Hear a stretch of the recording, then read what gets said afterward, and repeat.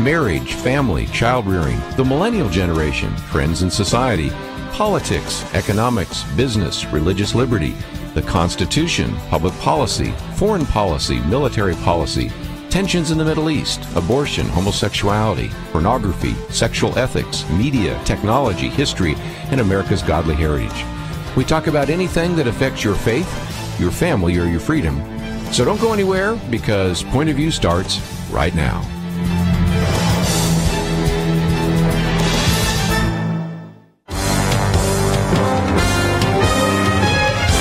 Across America, live, this is Point of View.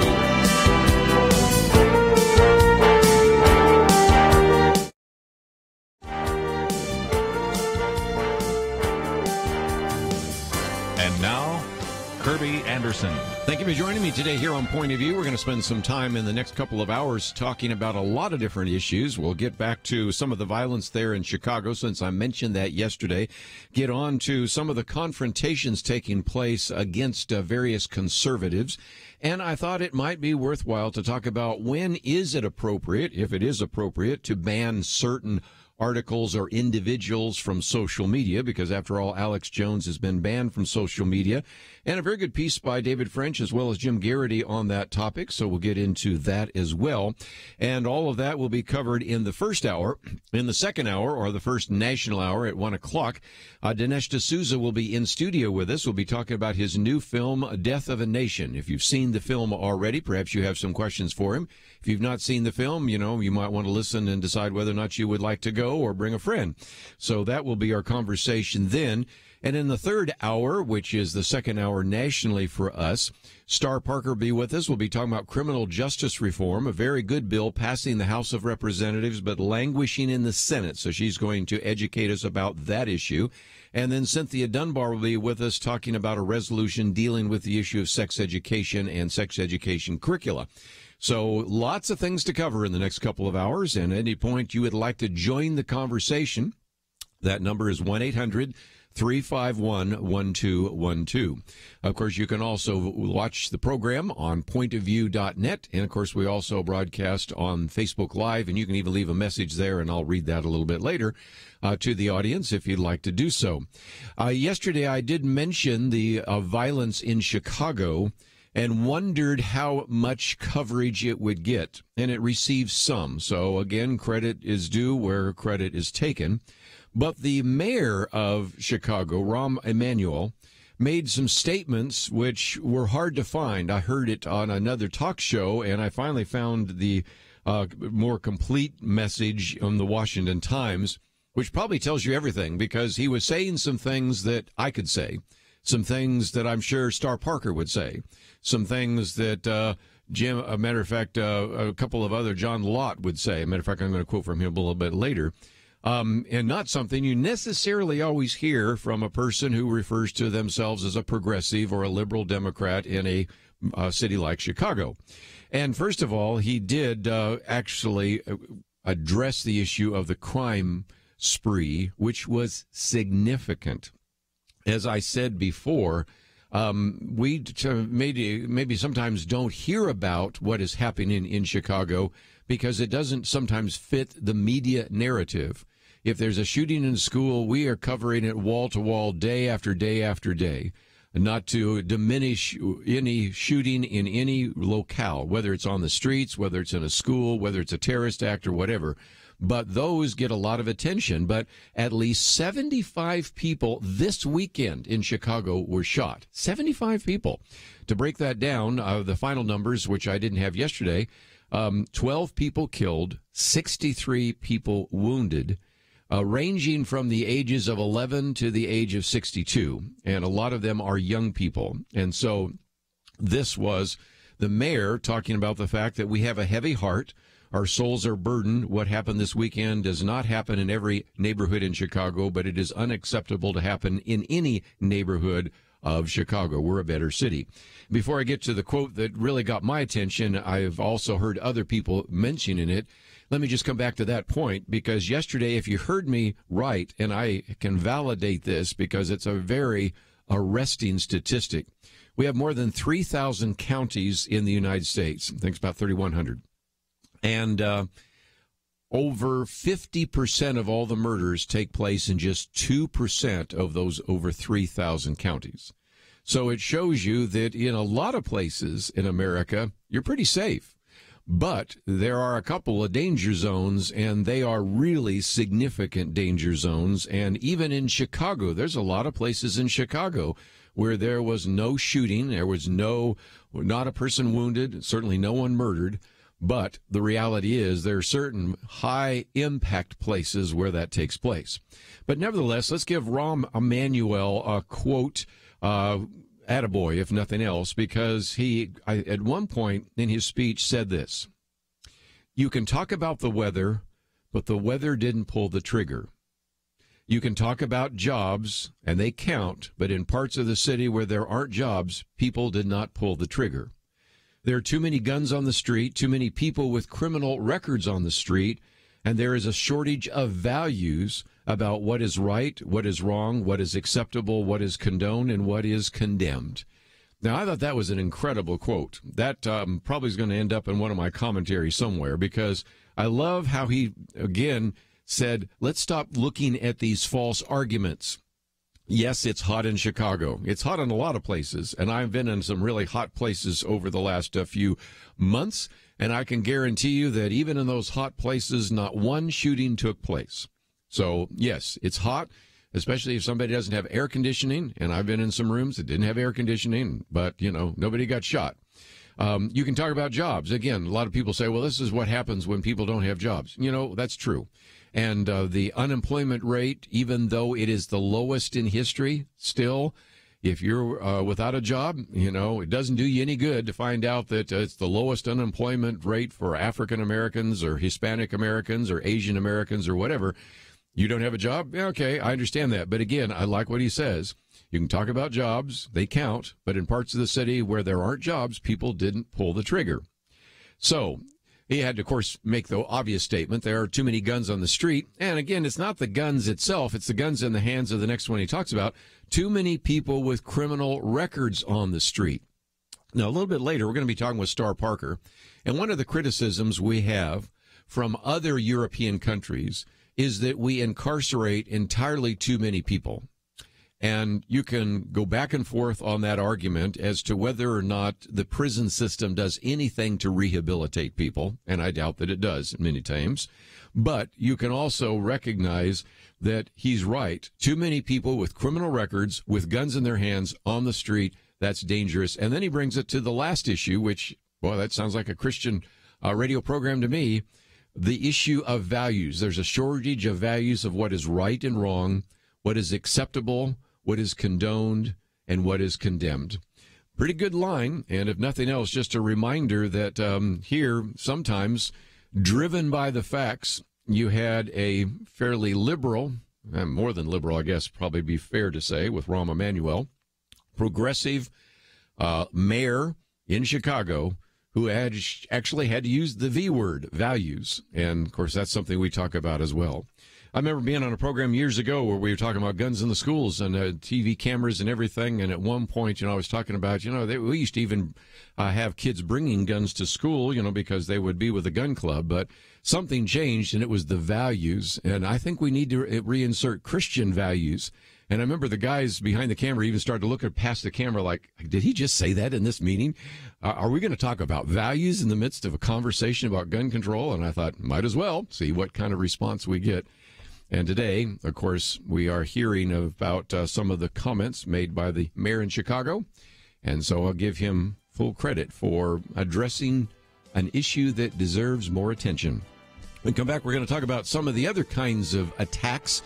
Sometimes it's not with guns, but it's getting dangerous out there. We'll talk about that right after this.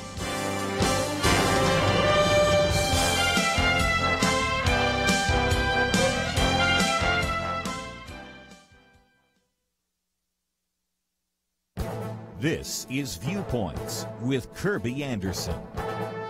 What will be the long-term impact of the trade wars? Well, nobody knows for sure, but the tariffs imposed by the president could affect both the economy and the midterm elections. In fact, some industry experts and economists warn that the greatest economic fallout might occur just as voters go to the polls. The political impact so far hasn't been great. One poll showed support for the tariffs from citizens who already support the president and opposition from citizens who oppose the president. It is possible that the president's supporters will continue to support him for a while, knowing that the ultimate goal is to use American tariffs to get other countries to lower tariffs. Candidates for Congress might explain to their voters that they believe it is time for Congress to take back its role in imposing tariffs. The Constitution gives the Congress the right to collect taxes and also the power to regulate commerce. Most people forget that it was Congress that imposed one of the worst tariffs in American history, the Smoot-Hawley Tariff Act.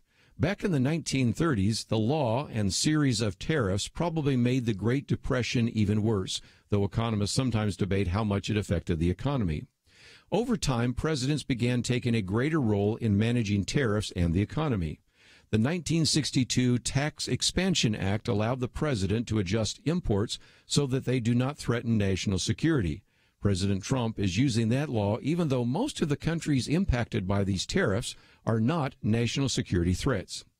I think it is time for members of Congress to take back their constitutional role and even explain to the voters why they want to do that. It is a debate that should take place during this election year. I'm Kerby Anderson, and that's my point of view.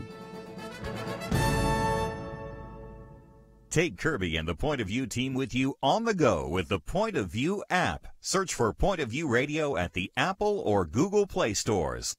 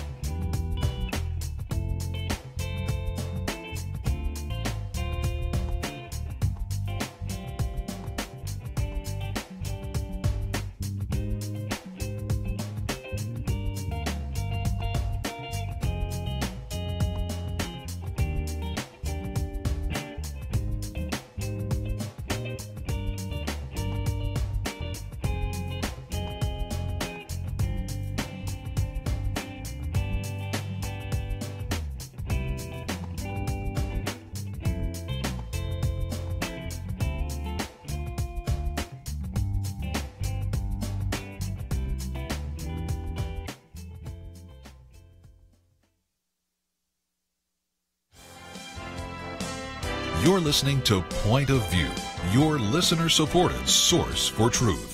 For a few minutes, I want to spend some time talking about some of these confrontations that are taking place right now, where you have some of the liberal activists that are confronting conservatives.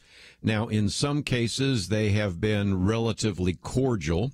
You can think of Sarah Huckabee Sanders, who was at that Red Hen, was just asked to leave, although later I understand she was somewhat verbally assaulted in the streets. But again, I think she has Secret Service protection, so they probably didn't get too out of hand.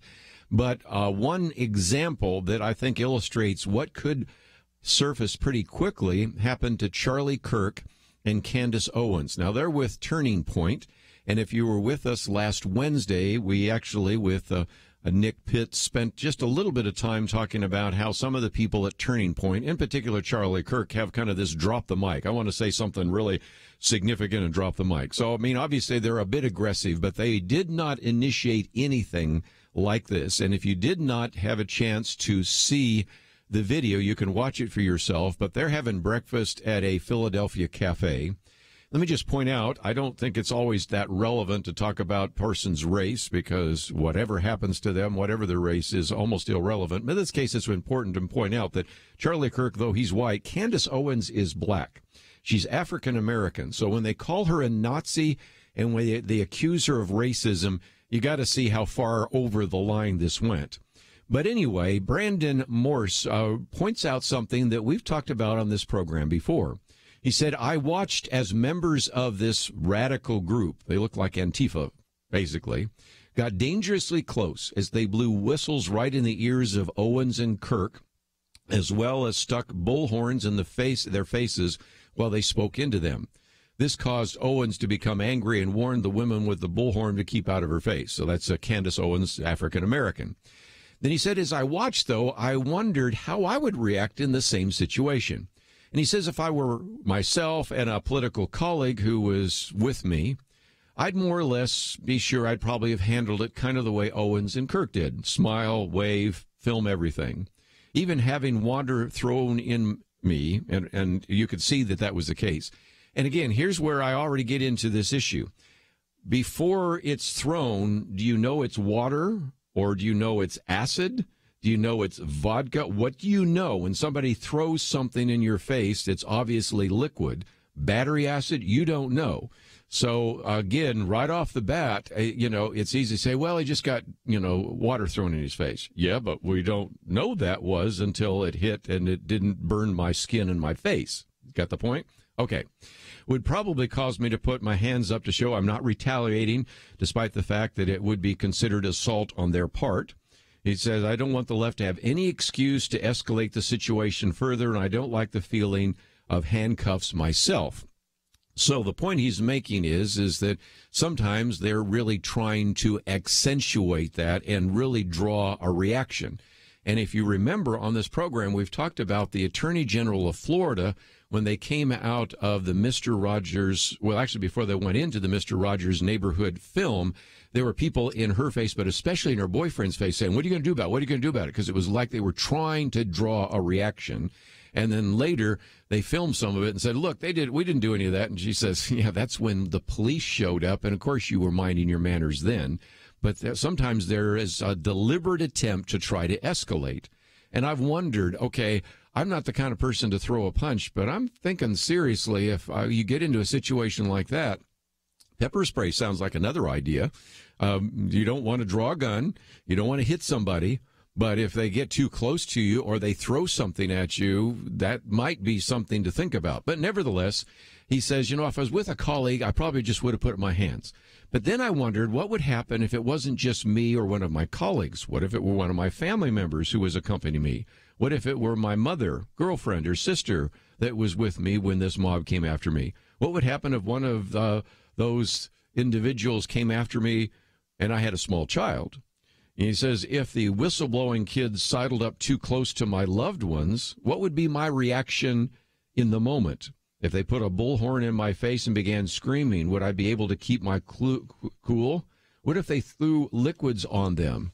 Could I raise my hands up? Would it be even responsible of me to not become more physical in some way, to order them, to make them aware that there is a line and crossing it could result in physical harm?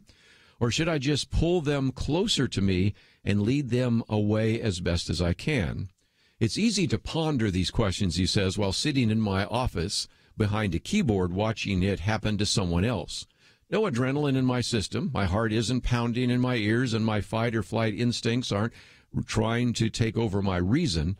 I could speculate as to my reaction all day, but until I'm put in the situation where my loved ones are in danger, I'll never know. But rest assured, if the left continues to normalize this tactic of confronting right-wing people while they're minding their own business in public, we will know. The leftist crowd in the videos of Kirk and Owen seem pretty rabid. There's obviously isn't a lot of reason being used between them, spurred on by their inability to consider that maybe their reactions aren't exactly doing anything productive. It's easy to see how they could ratchet themselves up into actual violent territory. They're already willing to throw water on someone. Eventually, they'll expand what they consider okay to do or even necessary. And that's another issue. You get away with this, then you get away with a little bit more. We've all seen this with our kids. We've seen that with bullies. The more they get away with, it ratchets up. And that's another concern to be paying attention to as well. So if the left continues to surround people in a threatening manner, one day it will take it to a place that they never should have gone. They'll descend with bullhorns, whistles, and possibly more than just a bottle of water on some right-leaning person out with a loved one. They'll begin screaming and moving into a person's personal space in an attempt to intimidate them, and at some point, it will happen. They'll choose the wrong target on the wrong day with the wrong company. One or both parties are going to take a sudden movement wrong or see an action that goes too far, and before you know it, someone is going to be swinging something at another person. Maybe the person being hit will, if they have the ability, back off, and everyone will retreat to their side and it won't escalate from there. Maybe it won't. Maybe someone else will join in to defend one of the people in the fight. Maybe they will trigger others to join in as well. Maybe someone will suddenly find themselves the victim of several people brutally beating them. Either way, someone is going to get hurt. Not their feelings or their pride, but possibly the bones in their body. And the left would have no one but themselves to blame. No blame could ever go to the person who retaliated violently to the family being put in harm's way. In the moment, it's hard to know what intentions are. One thing that is known is that it's highly hostile, so one wrong move could trigger a defensive offense. It's hardwired into us to react that way to protect our own. So if the left has any sense whatsoever, its leaders will continuously speak out against this kind of aggression until the idea that this kind of mob confrontation is weeded out from the leftist playbook. And if they don't, then they shouldn't be surprised when someone on either side winds up with injuries that may range from a simple black eye to something much worse. This is a perfect setup for the conversation we're going to have in about a half an hour with Dinesh D'Souza, because if you have seen his film, The Death of a Nation, he does show the reactions that took place, for example, the night and the day after Donald Trump was elected, then shows many of the reactions during the inauguration, and then many of the other actions which we have documented on this program before on college campuses. A lot coming from Antifa, which is supposed to be anti-fascist, although I think we're going to point out that in some respects some of the Antifa who calls themselves anti-fascist look more like the brown shirt fascist of Mussolini, and that's part of what is in the film. But the point I'm making is, and it's one we've made before, is when we hear more and more individuals, whether it's Maxine Waters, who's probably the highly identifiable person saying this, or even in the film, Dinesh D'Souza collected a number of other people saying, you know, we have to do anything, moral or immoral, legal or illegal, to get Trump out and to get his people out. It's like, ooh, okay, you know. Once you say there aren't any moral limits, there aren't any lines that can't be crossed, you get yourself into dangerous territory. So I do appreciate this piece by Brandon Morse, and I think he is wise in saying, you know, it's real easy to sit in front of a computer on my keyboard and say, you know, I think I would just probably do the same thing. I'd just raise my hands and say, look, I'm not going to fight you. But there comes a point of time where that might not work. And even as you're raising your hands, that could be seen as an aggressive action. So in those tense situations, it doesn't take much for a battle to begin to unfold. And it's not because somebody has done something or hurt you. It's just because you disagree with the views that they hold to. It's a dangerous time. We'll come back and talk a little bit more about, is it time to ban various groups from social media? We'll be right back.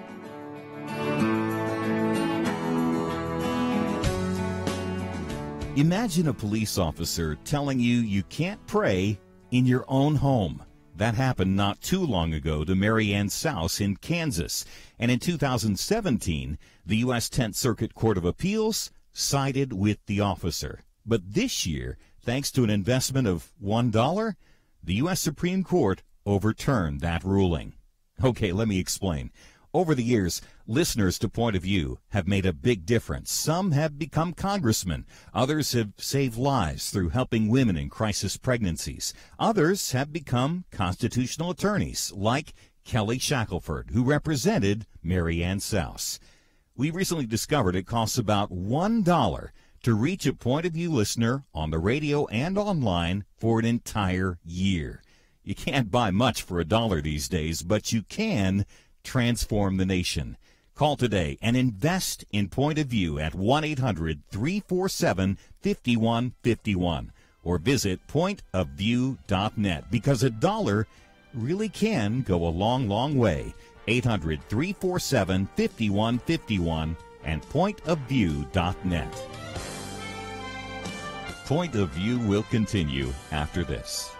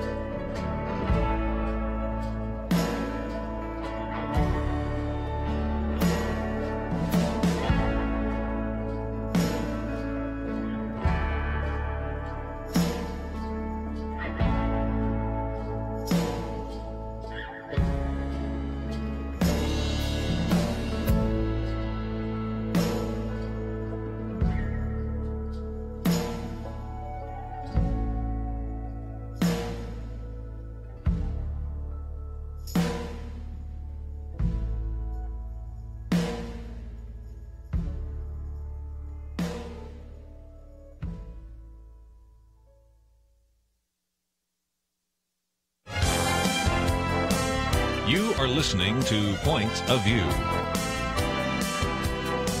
The opinions expressed on Point of View do not necessarily reflect the views of the management or staff of this station. And now, here again is Kerby Anderson. Back once again, let's, if we can, focus on this idea of the banning of Alex Jones. Yesterday, Apple, Google, Facebook, and Spotify erased most of the posts and videos on their services from Alex Jones. Obviously, I have to issue a disclaimer because even when I'm talking about the point, it goes beyond who Alex Jones is. I don't think we even mentioned his name on this program, but I think David French, in writing for the New York Times yesterday, did a very good job of listing all the issues. He said, let me make three things very, very clear. First, Alex Jones, David French says, is a loathsome conspiracy theorist who generates loathsome content. Second, there's no First Amendment violation when a private company chooses to boot anyone off of a private platform. Third, it seems reasonably clear that Mr. Jones' content isn't just morally repugnant, it's also legally problematic, and we'll get into that in just a minute. So I'm going to read from Jim Garrity because he's asked the question, should Alex Jones be banned from social media? And there is a bigger issue here, and he points out that, of course, some of the material that I'm going to quote from later from David French in New York Times talks about the fact that these tech companies don't have to rely on sort of vague, malleable, and hotly contested definitions of hate speech because, if nothing else, we can legally define it. And so if indeed the argument, and I think it's a compelling argument, that we don't want to have these kinds of things on our platforms, they do have the First Amendment right to do so. Of course, as we've pointed out before, are you a platform or are you an editorial page? Because if you're a platform, well, then anybody has a chance to post what they want. If you're an editorial page, well, of course you control the editorial content. And they kind of move back and forth over time. But the point David French was making, and I won't get into it in a lot of detail, is that words like libel and slander, they have legal meanings. Now, we do have hate crime legislation, and those have legal meanings. So the point he's making is that if indeed these entities, what I call the big tech four, and in this case they added Spotify, so I'd add that one as a fifth if you want. But again, Apple, Google, Facebook, and I would put YouTube as the four, but then they put Spotify. Okay, they can do that too, so that'd be the big tech five. They don't have to make all this up. You know, they can really, in a sense, learn from what we have in terms of legal history. And there's a long history of using libel and slander laws to protect private citizens from false claims. And it's a high bar, but nevertheless, there are some very good arguments for that. And at a time when people, frankly, don't trust Facebook, and in the piece by Jim Garrity, he says Facebook has given a lot of people a lot of reasons to doubt its word and impartiality, and gives a link to some of the places where you can find that, as if you needed that. If you listen to Point of View, you know that's the case. But right now, let's just face the way in which this could have been handled, and that is Alex Jones is facing a defamation lawsuit. Why so? Well, it turns out that the parents of one of the children, a 6-year-old that was killed at Sandy Hook, has brought the lawsuit because the parents allege that Alex Jones showed his audience their personal information and maps to addresses associated with the family, and that's led to threats and harassment from some of the people that follow Alex Jones because, why? He claimed the shooting at Sandy Hook was a hoax. And so in proving, quote, and he didn't, that it's a hoax, and it's not, it shows that indeed there is kind of that legal problematic issue that David French was talking about in just a minute. And so if you look at one article that appeared in Wired, it said a few shock jocks on talk radio have successfully deflected defamation suits by arguing that no one took their comments seriously. But even if Alex Jones wins that argument, he might lose against some of the other claims that he intentionally inflicted emotional distress. See, the tale of shock jocks cuts both ways. According to one, shock jocks were the only defendants she ever saw lose to that argument because their behavior, while performative, was considered so outside of any form of civilized norm. Might harassing and the parents of a murdered child qualify? It's apparently not outside of the Internet's moral code. It depends on the judge and the jury. And so Jim Garrity says, well, your mileage may vary, but I think the argument about whether online platforms should ban Jones looks really different if a judge and a jury determine, after hearing all the arguments, that he'd said something literally indefensible. And so the point that is being made is that, yes, we have some reasons why it makes some sense for them to do what they want to do. They have the right to do that. They have those platforms. But it brings us to one other point that maybe we'll get into a more extensive discussion tomorrow with Nick Pitts and myself, and that is Michael Brown has said, okay, I understand why this is happening. I don't necessarily disagree with the action, but I do believe that this could be the first of many dominoes that begin to fall. And so he says conservative speech be banned. And he gives a couple of examples. One of the examples is that Facebook blocks Professor Robert Gagnon.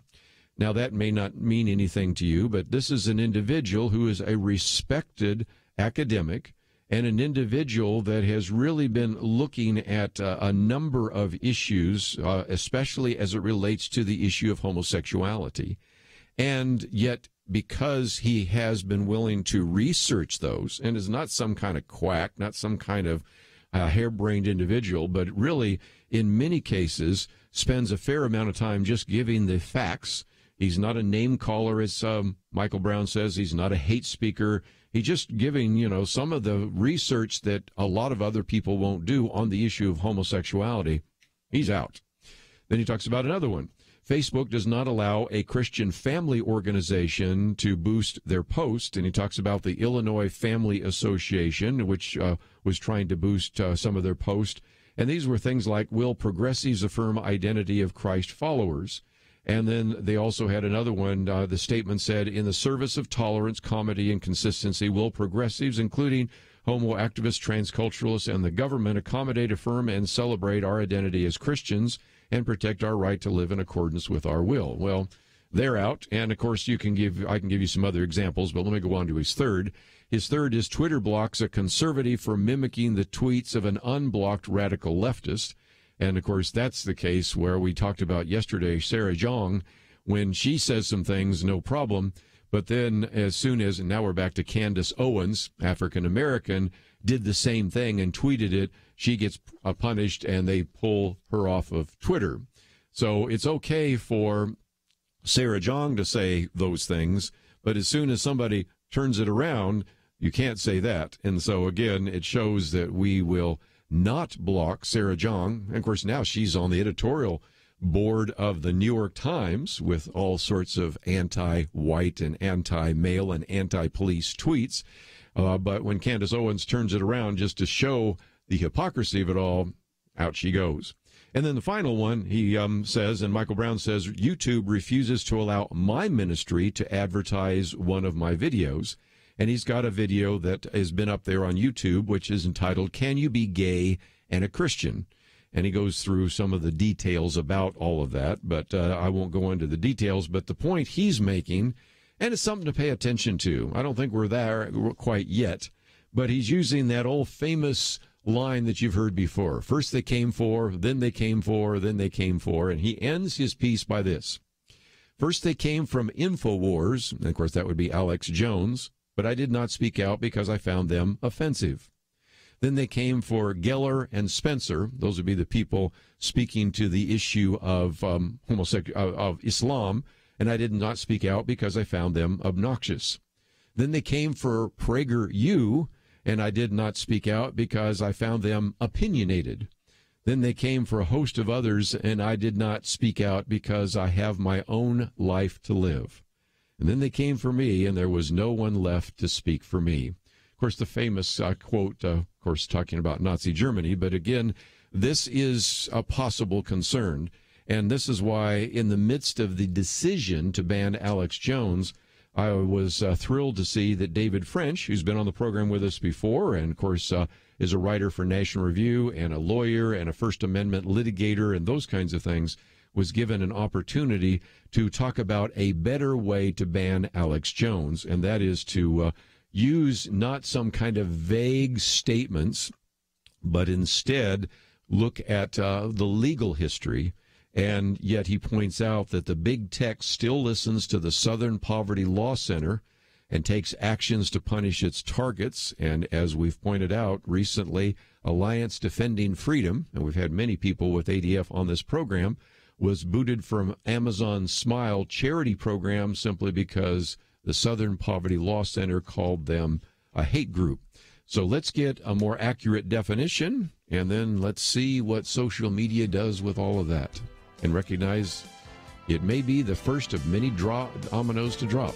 Let's take a break. We'll be back with more right after this.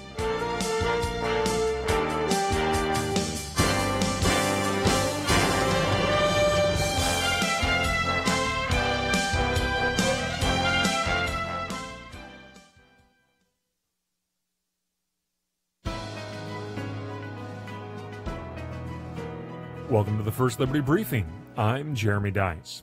America is known for its commitment to religious liberty. People have always fled foreign lands persecuting their faith for a safe place to exercise their religion.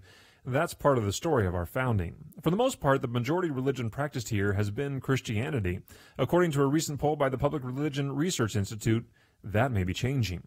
The survey, conducted in all 50 states with more than 101,000 Americans, is called America's Changing Religious Identity. The big takeaway is that the religious landscape is changing in this country, especially in the under 30 crowd.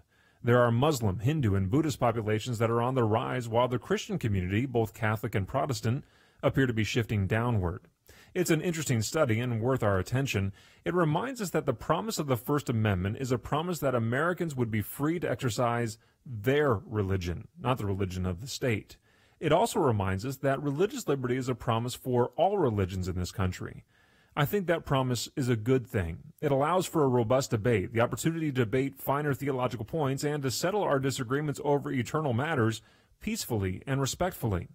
The bottom line is this: America's religious landscape may change, but our commitment to religious liberty cannot. To learn how First Liberty is protecting religious liberty for all Americans, visit firstliberty.org. Students and teachers are being told that prayer, Bibles, and religion are illegal in public school, but that's not true. Learn the facts.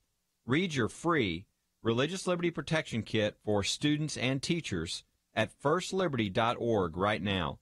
Don't let anyone steal your freedom with bad information. Get your Religious Liberty Protection Kit for students and teachers at firstliberty.org. That's firstliberty.org.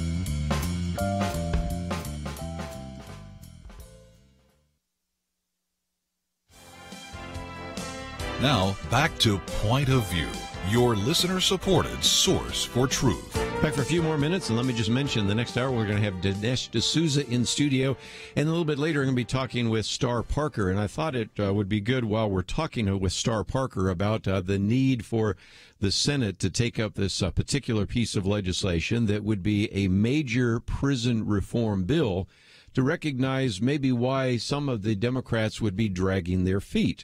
Because after all, if there's one thing that the Democratic Party, and I want to give credit again there, that has oftentimes been interested in is criminal justice reform. And so something that would actually help would be a good thing. But you've got to understand that what is happening right now is an election year, and not just an election for the midterms, but also many are already sort of running for the presidency. And one of those individuals is Senator Elizabeth Warren. Richard Lowry puts it this way: Elizabeth Warren is branching out. The Massachusetts senator, who has made a career of unfairly maligning bankers and other alleged capitalist malefactors, is now smearing the criminal justice system, too. In a speech at a historically black college in New Orleans, she declared that the hard truth about our criminal justice system is it's racist. I mean, from front to back. Now, of course, Rich Lowry says our criminal justice system is not racist from front to back, but she's been saying this now on a pretty regular basis. Her riff is a sign that the Democrats are going to leaven their lurch towards socialism with a condemnation of America as fundamentally racist. After helping fuel Donald Trump's rise in 2016 with loose rhetoric about the bigotry of cops, Democrats hope to dislodge him in 2020 with even more sweeping accusations of systemic racism. The U.S. Criminal justice system is obviously, as he says, a legitimate topic of debate. The war on drugs has been a blunderbuss mistake, and we should be reconsidering how many people we jail and how we do it and why. But the contention that U.S. law enforcement is a product of racial hatred is a paranoid lie from top to bottom, from beginning to end. Back to her phrase, from front to back.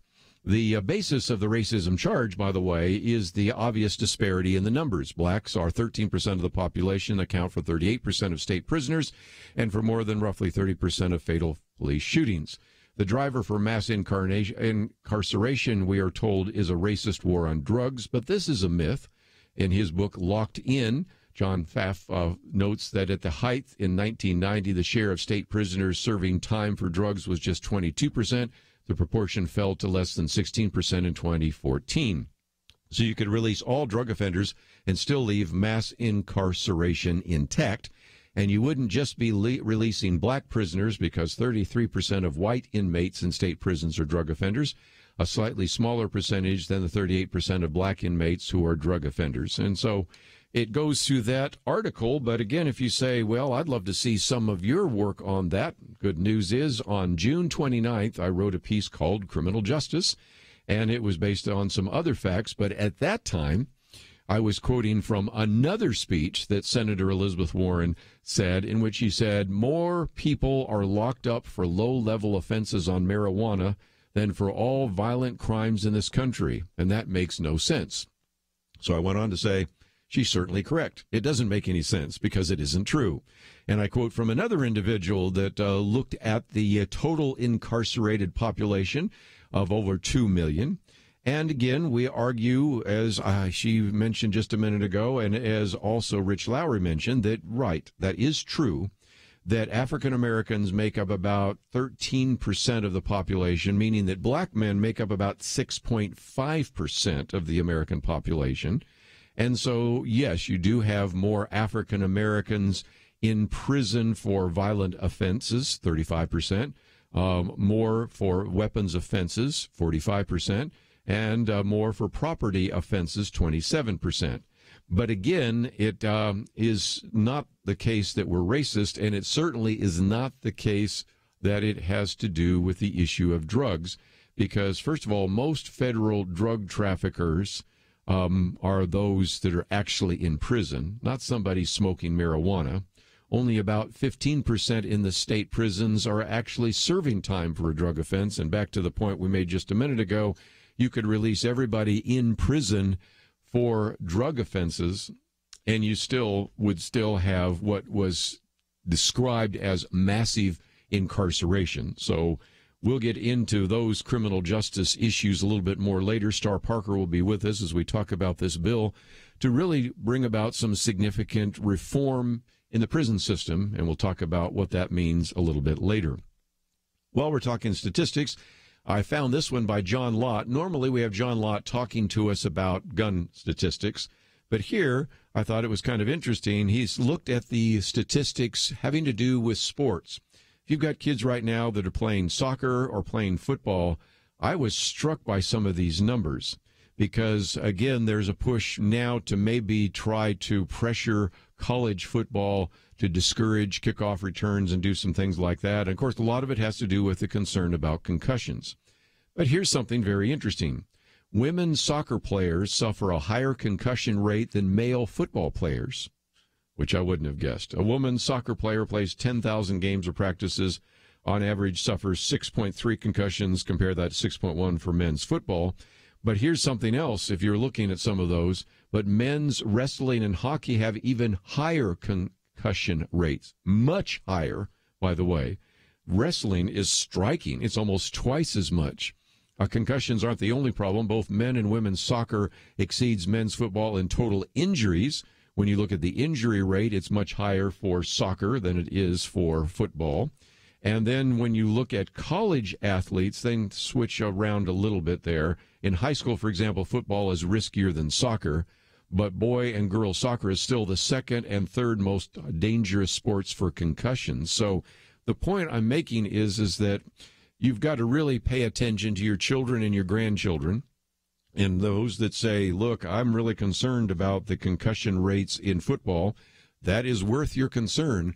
But oftentimes people fail to recognize how many concussions people have in soccer.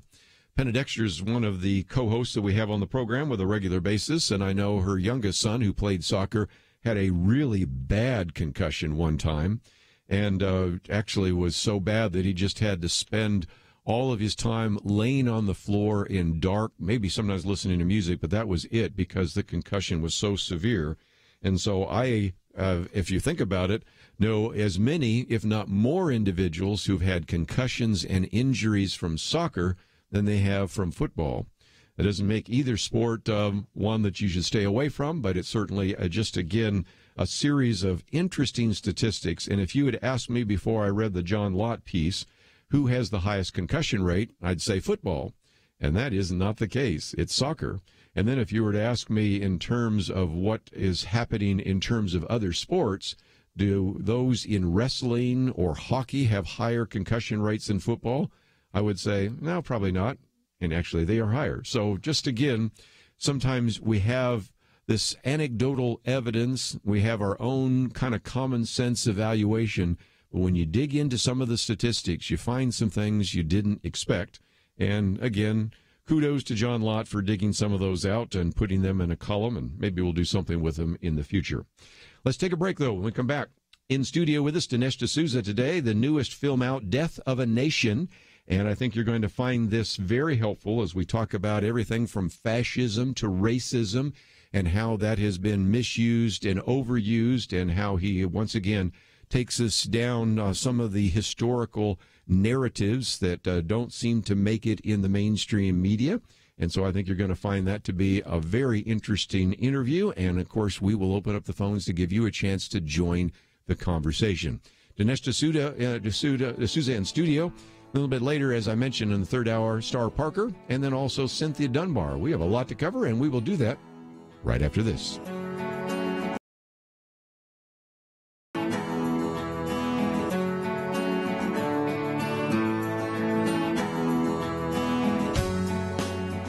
Just over 100 years ago, 2 or 3 cents would buy you what it takes $1 to buy today. What of any real value can you buy for $1? Well, how about this? How about enabling one listener to hear Point of View not just today, but for an entire year? You heard right. $1 makes it possible to reach a person through the radio or through any of our online channels for a year, and pays for all the other resources available through our website. All the interviews with special guests and public officials, all the information, all the training, all the inspiration and transformation for $1. How many dollars will you invest in the future of our nation? How many lives can you change with your investment today? Call right now and reach more people to help change our nation. 1-800-347-5151 or visit pointofview.net, because $1 really can go a long, long way. 1-800-347-5151 and pointofview.net. Point of View will continue after this.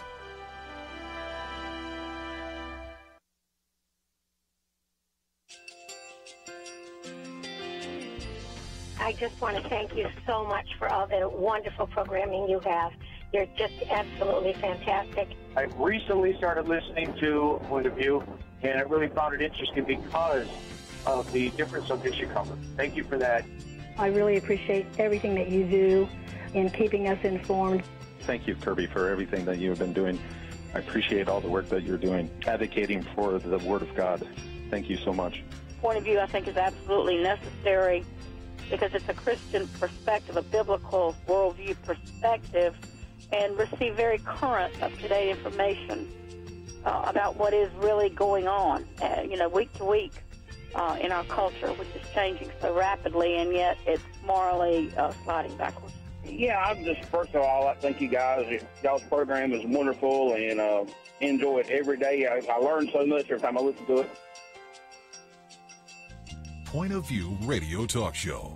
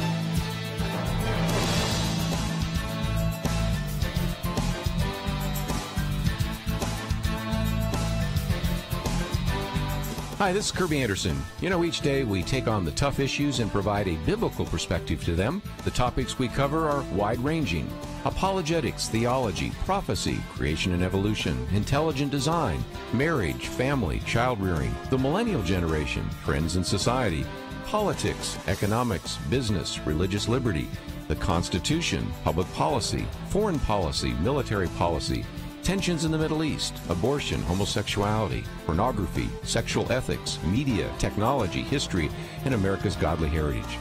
We talk about anything that affects your faith, your family, or your freedom. So don't go anywhere, because Point of View starts right now.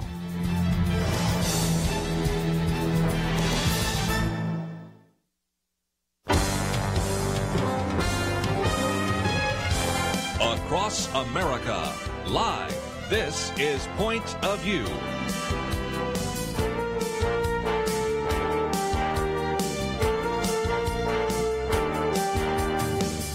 And now, Kerby Anderson. Thank you for joining me today. We are privileged to have in studio with us Dinesh D'Souza, and no doubt you are familiar with him. He's been on the program with us many times before, best-selling author, filmmaker, probably best known for all his films. More recently, 2016, Obama's America, America Imagine a World Without Her, Hillary's America.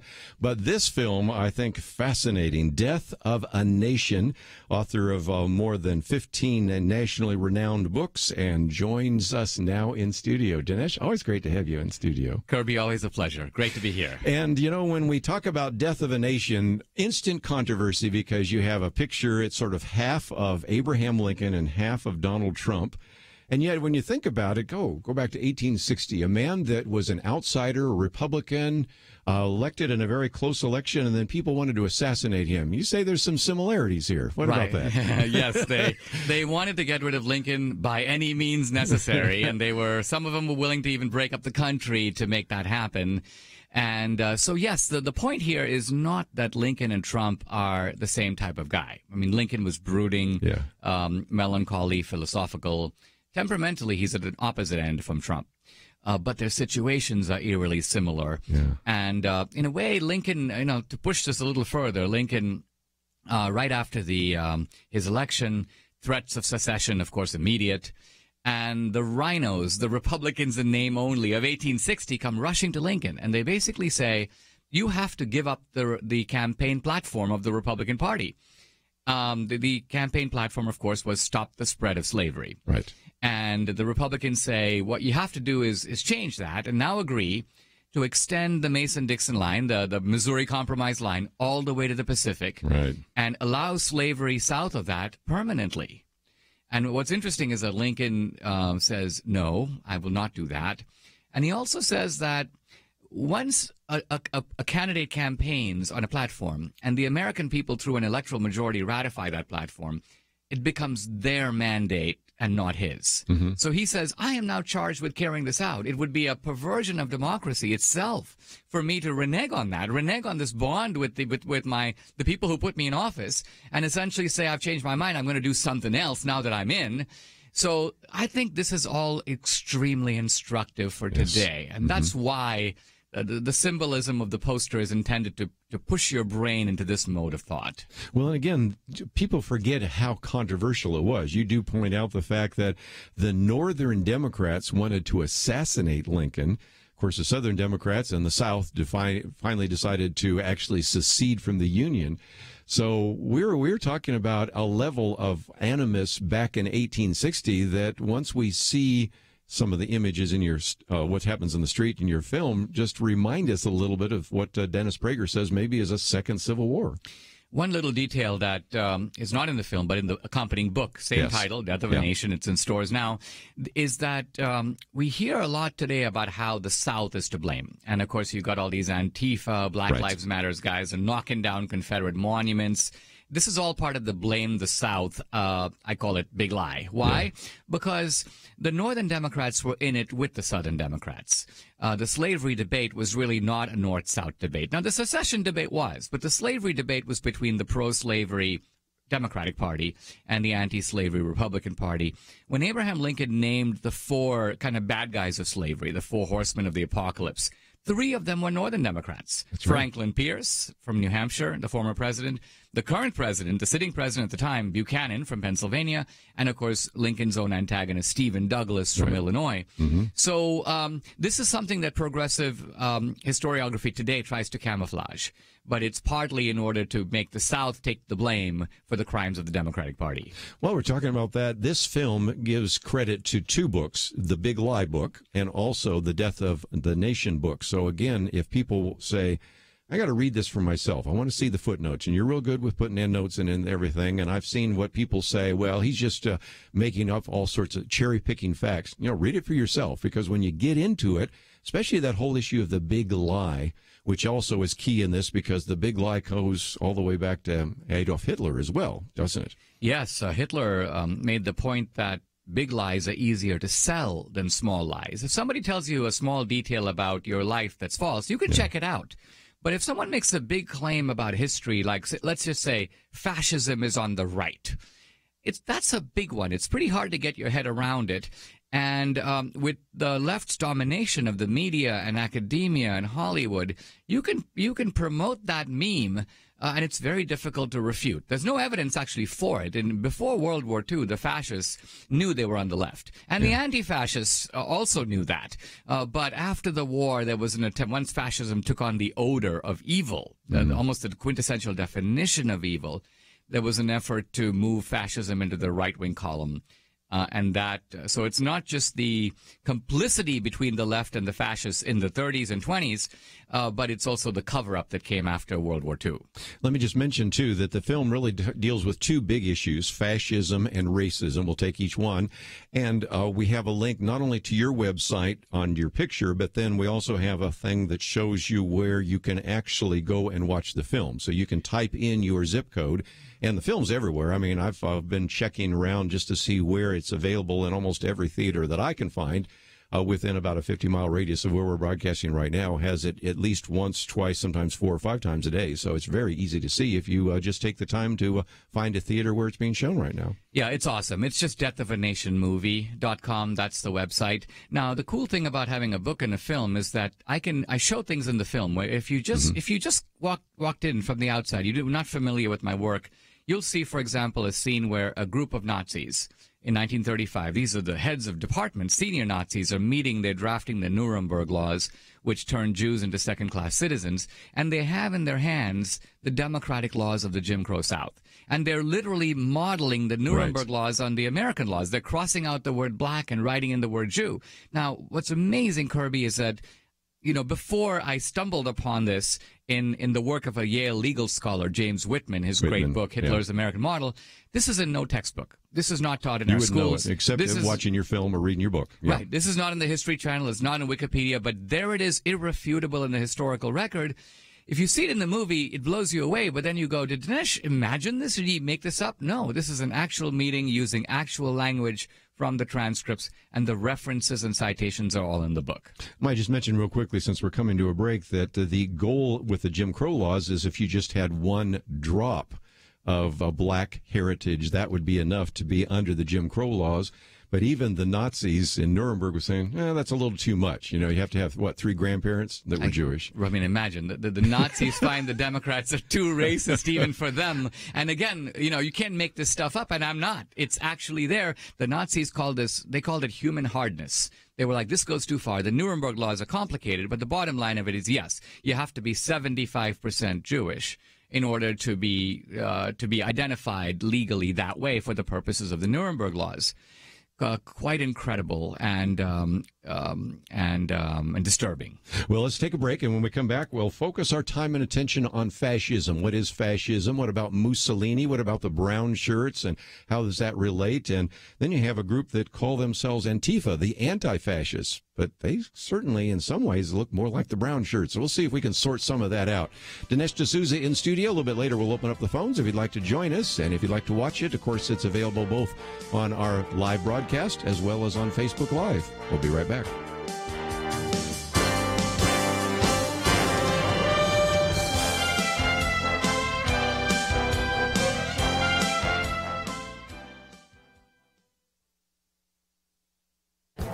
This is Viewpoints with Kerby Anderson.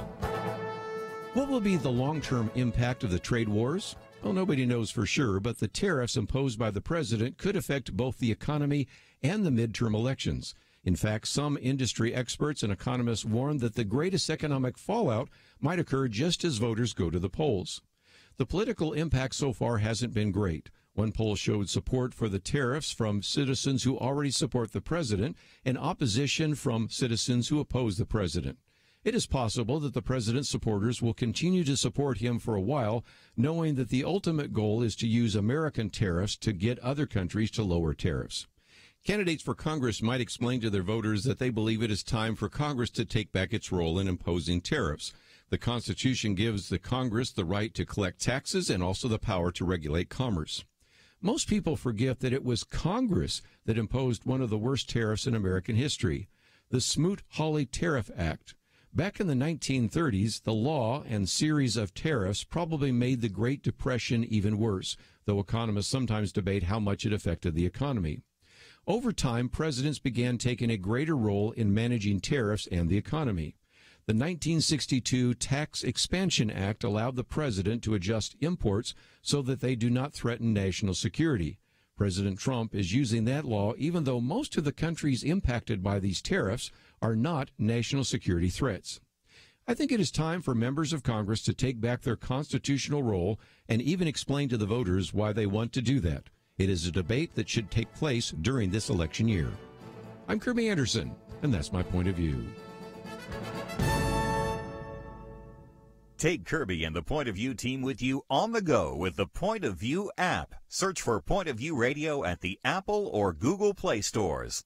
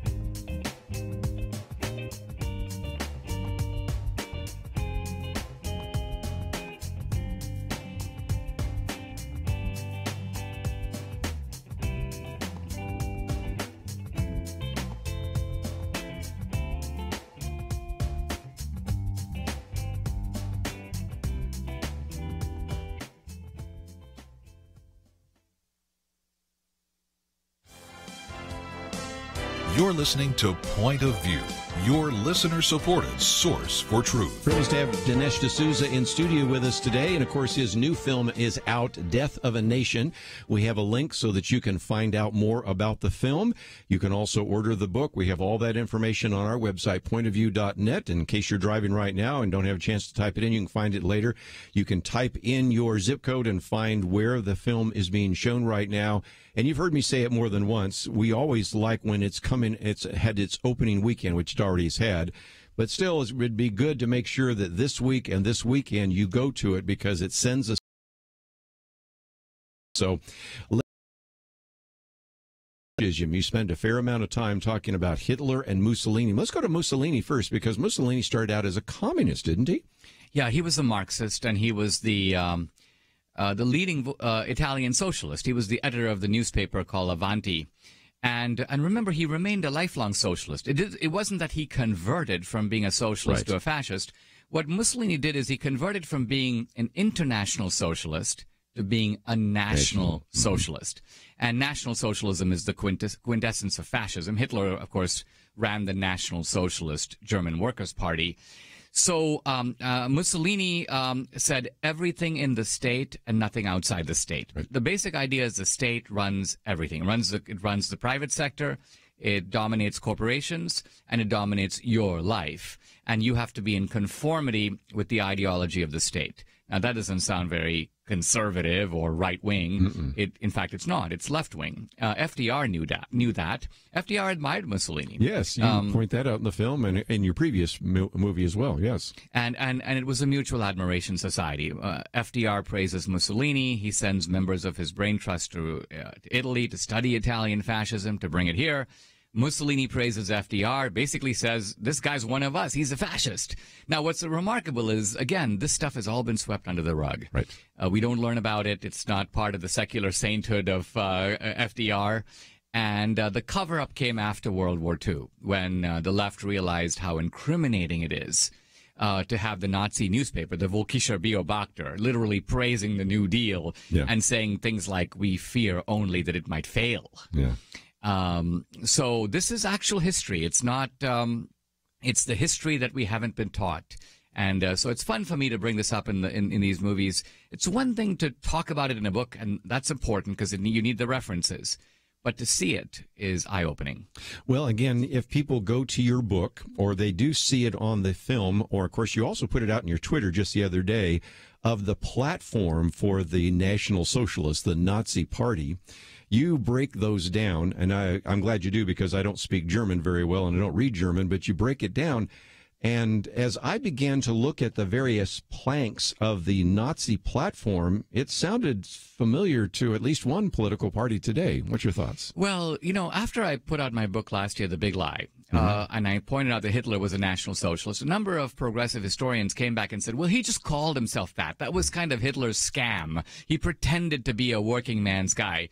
And so I wanted to go further and push that. So I said, look, the Nazis were the largest elected political party in Germany in 1933. So what did they campaign on? Well, they campaigned on the Nazi platform. And unfortunately, there's a 25-point platform, and you can just pull out your phone and Google it. Now it's in German. But what we do is we highlight all the main points. And the main points are state control of banks, state control of the insurance sector, state control of education, state control of healthcare, state control of energy, state control of religious liberty. Now, the important thing here is that the Washington Post had an article on me recently, and they're like, Dinesh D'Souza is claiming that Hitler was a liberal Democrat. No, I'm not claiming that. But what I am claiming is that when you look at the Nazi platform, no sane person can read it and say, these guys were on the right. They were conservative, yeah. Just the opposite. They were socialist. And the word Nazi is really, if you will, a summary of two words, isn't it? Nacional, meaning national, and Socialista, Nazi. So you put those two together, it's right there in the name itself. Right. And, of course, look at today. I mean, some of this is history, but it's history that's alive now. I mean, which is the party now that wears costumes and carries truncheons and drives speakers of the campus? And which is the party now that colludes with the FBI and the IRS to go after political opponents? And which is the party now that tries to establish a government regulation of the corporate sector? This is not coming from Trump. They keep calling him a fascist. But in reality, the fascist streak that we see in American politics today is entirely from the left wing of the Democratic Party. I love to sometimes go to a movie and see how people are reacting to some of it. And there's a couple of places where the light goes on. And one you just alluded to, that is you hear about Antifa, which is supposed to be anti-fascist. And so these are supposed to be anti-fascist. But when you superimpose sometimes the picture of them and what they're doing, and then the brown shirt, you go, no, in terms of what they believe and in terms of their tactics, they look more like the fascists, even though they call themselves the anti-fascists. That's true. I mean, Hitler had the brown shirts, but Mussolini had the black shirts. And they literally resemble Antifa, even in physical appearance. And so, yes, that is very true. When they say Trump is a fascist, they say things like, the left will say Trump is an authoritarian or Trump is a nationalist. He wants to make America great again. Well, didn't Hitler want to make Germany great again? And the problem with this kind of nonsense is that, first of all, Trump is not an authoritarian.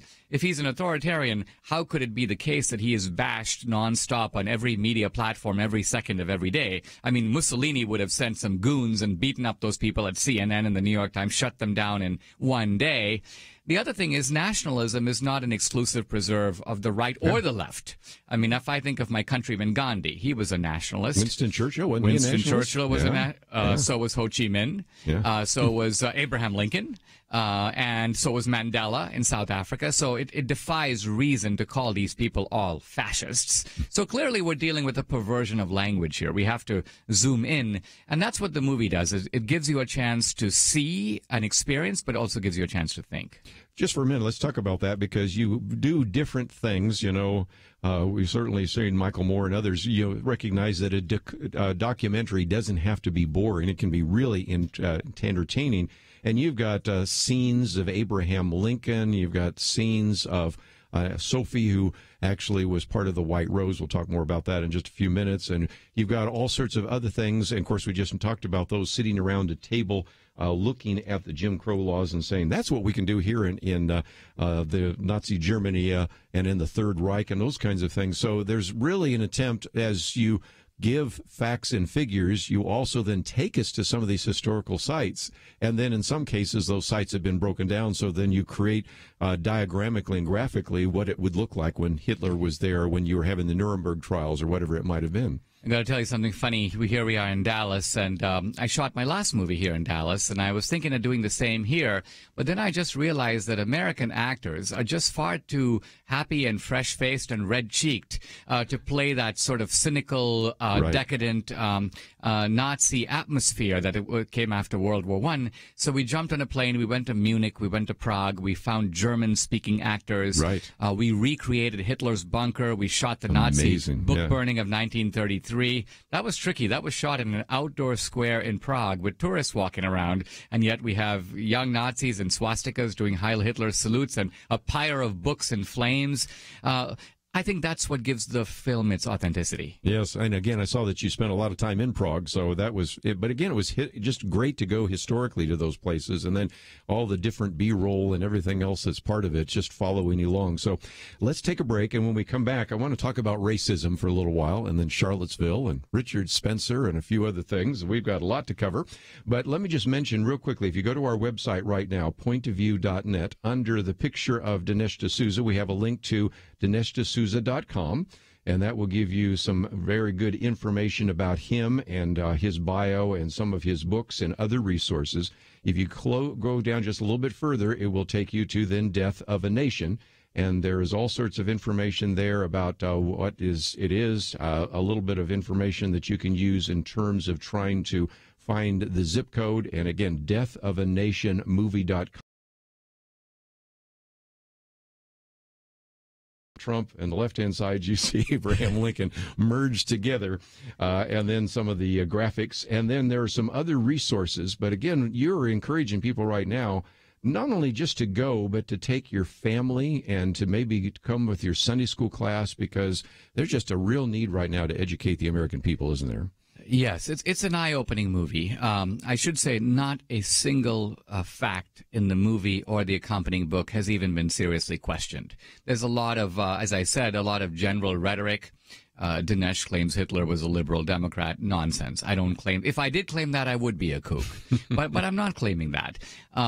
Hitler did get some of his bigoted and even murderous ideas from American Democrats and from the Democratic Party. Now, they can't accuse me of saying that because it's true. They'd have no defense. So they don't say. They create the straw man and knock it down. Well, let's take a break. We have a lot more to cover. Racism is one of those issues. We've talked about that before with you, and we'll come back and continue our conversation. Dinesh D'Souza in studio, if you'd like to join us. We'll be back right after this.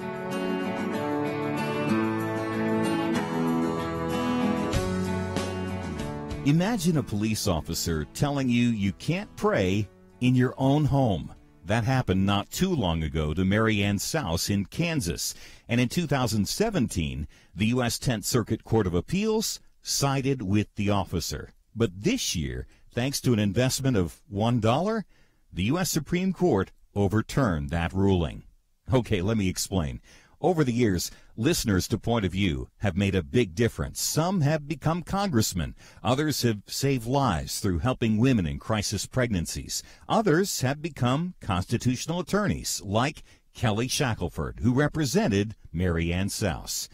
We recently discovered it costs about $1 to reach a Point of View listener on the radio and online for an entire year. You can't buy much for $1 these days, but you can transform the nation. Call today and invest in Point of View at 1-800-347-5151 or visit pointofview.net, because a dollar really can go a long, long way. 800-347-5151 and pointofview.net. Point of View will continue after this.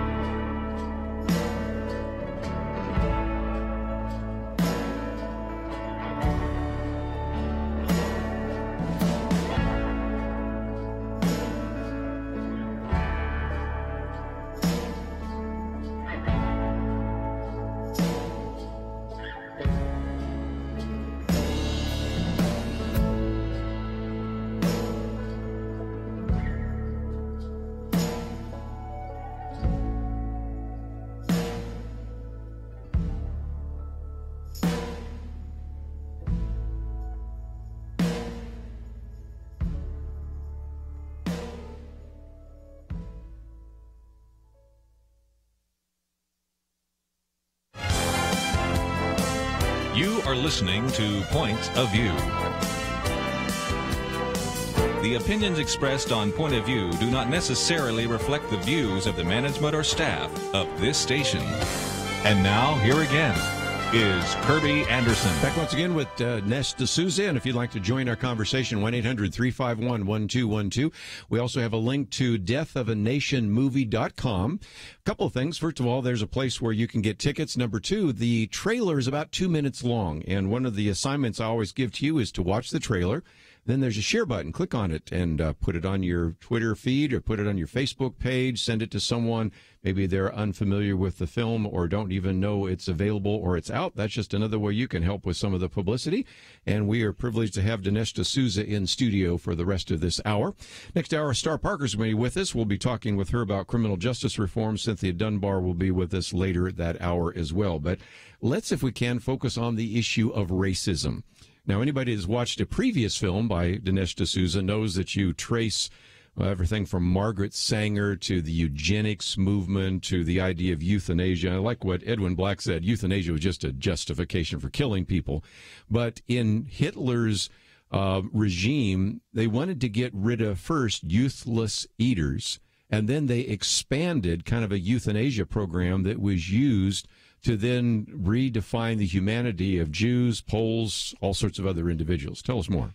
Well, the Nazi program moved in 3 stages. The first stage was the sterilization laws, forcibly sterilizing people, and they did that to hundreds of thousands of people. Those sterilization laws were directly based on the blueprint of the laws of American progressives, the Margaret Sanger types. Then the Nazis in 1935 introduced the euthanasia laws, and that was to kill off the mentally handicapped, the retarded, the people that they thought were useless to German society. And then they expanded the euthanasia program into the final solution. In fact, they used the same medical personnel who were administering the euthanasia death camps. They moved them to kill Jews in a much more industrial, larger scale. And so the complicity of American progressivism in this is one of the crushing, unacknowledged facts of history. In the movie, Edwin Black, who wrote The War Against the Weak, I interview him in the movie, and he talks about the fact that here are American progressives. Because people could say, well, maybe the progressives in America influenced the Nazis, but did they actually know about this? Did they actually approve of it? Right. And the answer is they knew about it, and they were very excited. They were pumped, as they say. And so Edwin Black is talking about how Madison Grant, who was on one of Margaret Sanger's boards, he gets a letter from Adolf Hitler that basically praises him for writing what Hitler calls my Bible. And Madison Grant is so excited, he goes to show the letter to another fellow named Whitney, another progressive eugenicist. And that guy goes, don't get too boastful, my friend. And he produces his letter from Adolf Hitler. So this is all going on the left and in the Democratic camp in America. And yet, again, it's, as I ask Edwin Black, I say, well, I'll never find this in a Planned Parenthood brochure. And then he, I think very damningly, he says, well, what we're seeing is the rewriting of history, which is also something that the Nazis did. Well, and again, so when you hear the comments about racism, and certainly there have been racists on both sides, but most of them tend to be on one side, and that is when you look at whether it's the Ku Klux Klan. Your movie's called Death of a Nation. How about Birth of a Nation and Woodrow Wilson? When you look at Margaret Sanger, in every case, we're talking about liberals, we're talking about Democrats, and yet all of that has been completely rewritten in terms of history, hasn't it? It sure has. When people talk about the Klan today, there's a single name they keep bringing up, David Duke. David Duke. And the idea here is to try to make David Duke symbolic of the fact that the KKK is somehow today on the right. And I'll get to that in a moment. But the point I want to make is if you made a list of all the Ku Klux Klan leaders, let's just say from the beginning to the present, every Grand Kleagle, every Grand Dragon, just make a list over 100 years. You'd have a lot of people. I maintain that 99% of them are Democrats. And this fact is what is being swept over when they talk about the one guy, David Duke. So this is the actual history we're talking about. Also, we talk a lot these days about white supremacy. We used to talk about racism and about prejudice, and today the term is white supremacy. Well, the Democratic Party invented white supremacy, which seems like a strong claim, but it's true. The Democratic Party used to be based on slavery, not white supremacy, but slavery. And white supremacy was, in a sense, you could say, the implicit basis of slavery. But in theory, white supremacy and slavery can be separated, right? Remember, American Indians had slaves. In theory, you can enslave somebody without necessarily having a racist ideology. But once the slave plantation was shot down in 1865, the Democratic Party, to stay viable, needed a kind of new glue or cement to hold it together. And they came up with white supremacy, with racism. And Woodrow Wilson's showing of that Klan movie, think of it, the title, Birth of a Nation. Birth of a Nation. The progressives are basically saying, we don't like the founding. We're starting America right now. It begins here. My movie is called Death of a Nation because I'm sort of saying that if this progressive racist ideology is carried to its endpoint, it will kill America. So again, when people watch all of this, they're going to be saying to themselves a couple of times, this is not the way I read it in my history books. If anything, it's always been the South. But you've wanted to focus it and say it wasn't the South, but actually it was the Democrats. And then even later in the film, you take us to whether or not Richard Nixon had a Southern strategy and clarify that it was really a Sunbelt strategy. Talk about that. Well, this is extremely important because this is the Democrats' get-out-of-jail-free card. The idea that the party switched sides, the Republicans became switch. Democrats, exactly. And Nixon is held to be the culprit. He supposedly went to the Deep South. He made racist noises over there. He got the Dixiecrats to come over to the Republican side. So this is worthy of some examination. Now, I devote an extended chapter to this in the book. But in the movie, I do hit the following points. I say, number one, no one has ever identified a racist campaign statement by Richard Nixon. Two, the progressives back away from that when they say, well, but maybe Nixon used code words like drugs or law and order. But we have to remember that in Nixon's time, the big issue was the Vietnam War.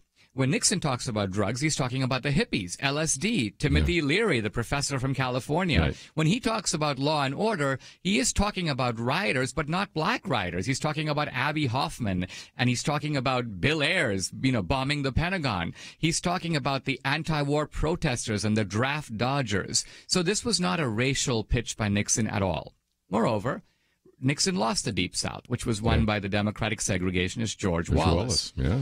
When Nixon came into office, one of the first things he did was affirmative action. He implemented, this is well known, America's first affirmative action program called the Philadelphia Plan. So think to yourself, does it make any sense that a racist who's courting a racist base would implement a program to legally discriminate in favor of blacks and against whites? That makes no sense. And finally, and most crushingly, I count the number of Dixiecrats. There are about 150 of these Dixiecrats in Congress or in the Senate or governors who moved over to the Republican Party. I literally count them.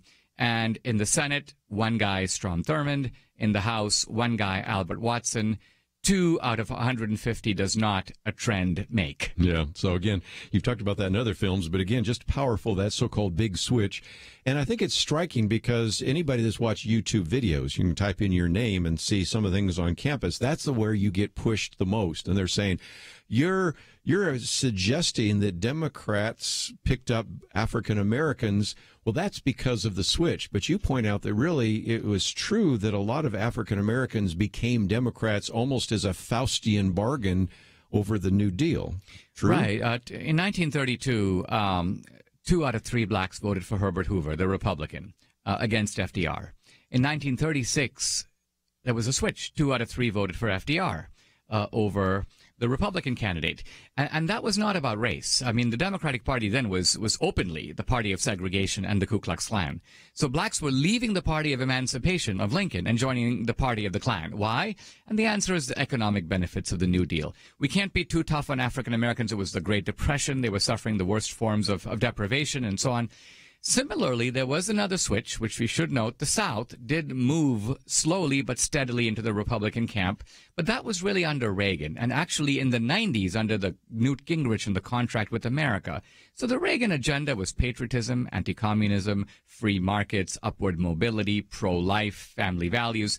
None of this is racial. This is why the South, not because it was racist, but as the South became less racist, it became more Republican. It began to vote on non-racial basis. Well, let's take a break, and when we come back in our last segment, I think some people are saying, okay, What about, Charlottesville? What about the so-called alt-right? It would really be good if somebody could do an interview with like Richard Spencer. Oh, you do that in the film. And that one I shared with you off air, but I'll share on air. When you're in the movie theater, there's more buzz during that interview than any other, because I think some people for the first time realize we've been told that he's part of the alt-right. He's part of the right wing. You begin to hear his answers, you're going, he's not even close. And again, I want to get into that in just a little bit of detail, because that was another one of those great kind of educational moments, turning points in your film, of which you have quite a number in the film Death of a Nation. So we'll take a break and continue our conversation with Dinesh D'Souza right after this.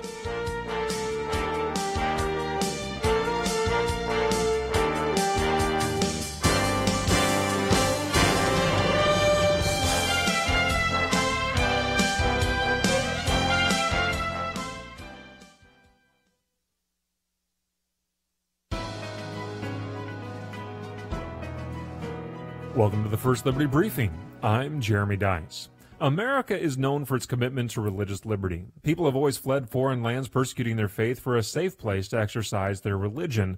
That's part of the story of our founding. For the most part, the majority religion practiced here has been Christianity. According to a recent poll by the Public Religion Research Institute, that may be changing. The survey, conducted in all 50 states with more than 101,000 Americans, is called America's Changing Religious Identity. The big takeaway is that the religious landscape is changing in this country, especially in the under 30 crowd. There are Muslim, Hindu, and Buddhist populations that are on the rise, while the Christian community, both Catholic and Protestant, appear to be shifting downward. It's an interesting study and worth our attention. It reminds us that the promise of the First Amendment is a promise that Americans would be free to exercise their religion, not the religion of the state. It also reminds us that religious liberty is a promise for all religions in this country. I think that promise is a good thing. It allows for a robust debate, the opportunity to debate finer theological points, and to settle our disagreements over eternal matters peacefully and respectfully. The bottom line is this: America's religious landscape may change, but our commitment to religious liberty cannot. To learn how First Liberty is protecting religious liberty for all Americans, visit firstliberty.org. Students and teachers are being told that prayer, Bibles, and religion are illegal in public school, but that's not true.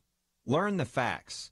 Read your free Religious Liberty Protection Kit for students and teachers at firstliberty.org right now. Don't let anyone steal your freedom with bad information.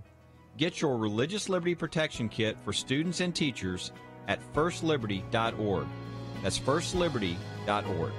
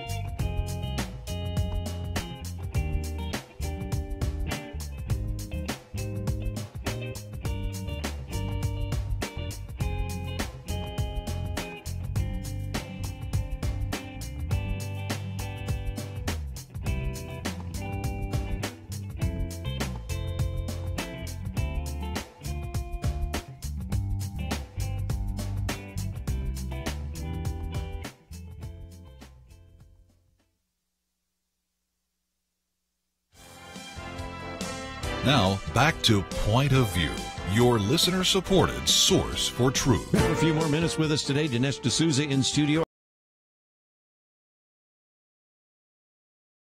Further, you near the end of the film say, okay, we've talked about fascism, we've talked about racism, but the card is Charlottesville. And in particular, what about the so-called alt-right? And certainly there were neo-Nazis marching and all the rest, but you say, wouldn't it be good if we could interview, I know, Richard Spencer? And you do so, and it was eye-opening, and it probably generated more buzz. You know, when you're in a movie theater sometimes and somebody hears something they never heard before, they go, or they start talking to each other.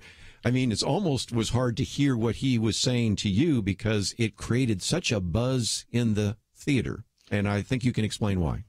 Well, the background of this is that the left has been telling us since Charlottesville that white supremacy is on the right.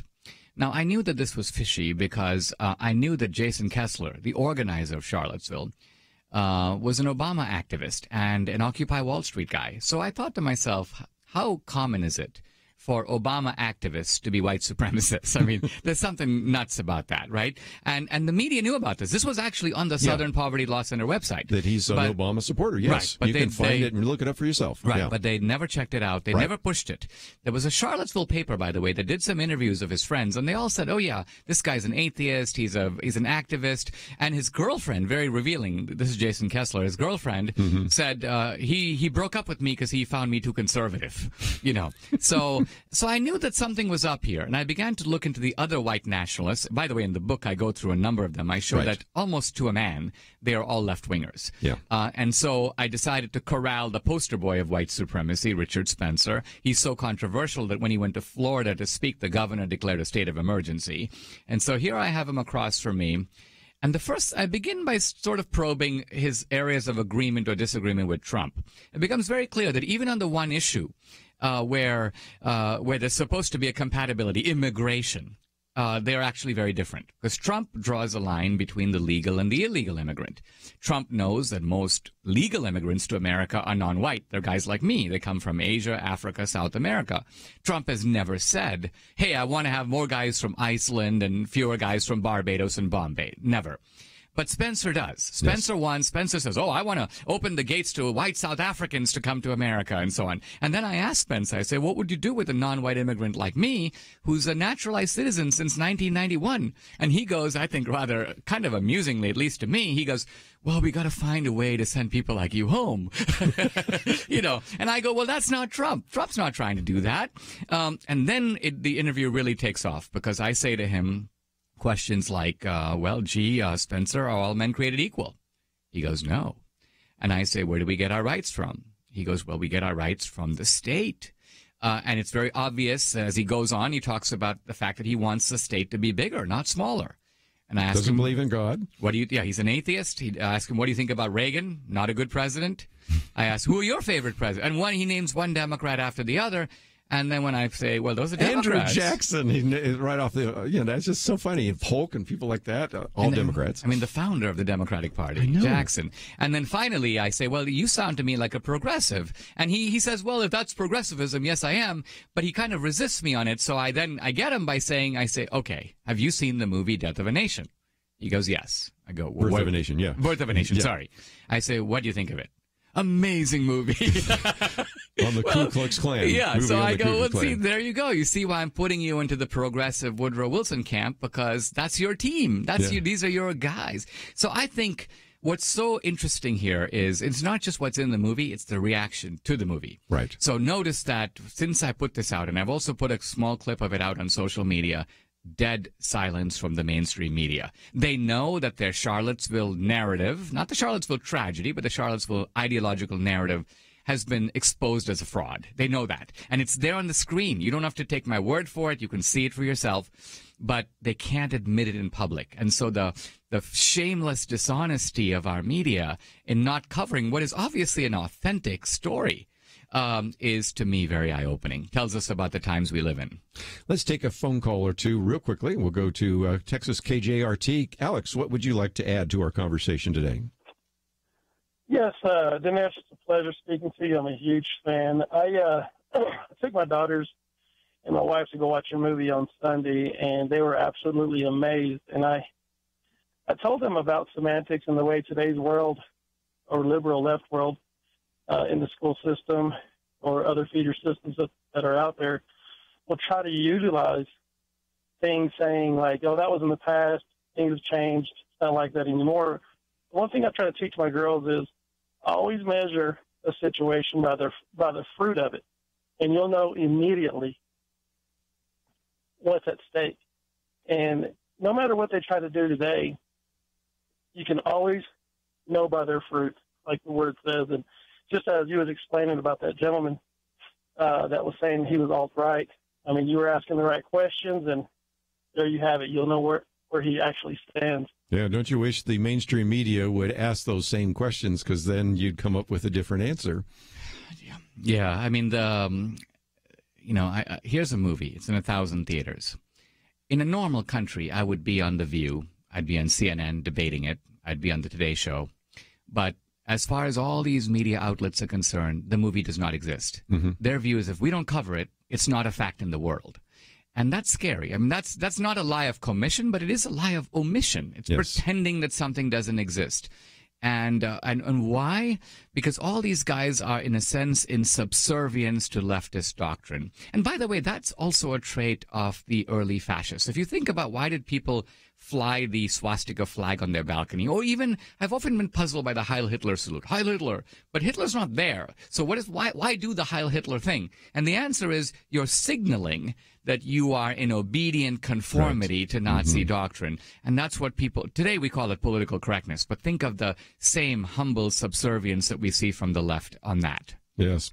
And again, I'll give credit where credit is due. You do play a piece there from Steve Kroft in which he interviews George Soros. And it's one of the very few times the mainstream media has covered something like that. Of course, you have a whole section there about George Soros and who's behind Antifa and all of that. Of course, you talk with James O'Keefe's been on the program with us as well. But by and large, if you want to get your facts, you need to go elsewhere than to the mainstream media, don't you think? Yeah, there's stuff in this movie, Death of a Nation, and the book that you won't find anywhere else. Right. And as you said, Kerby, it's supported with evidence. Mainstream, this is not Dinesh's history versus somebody else. This is not postmodern history. This is history.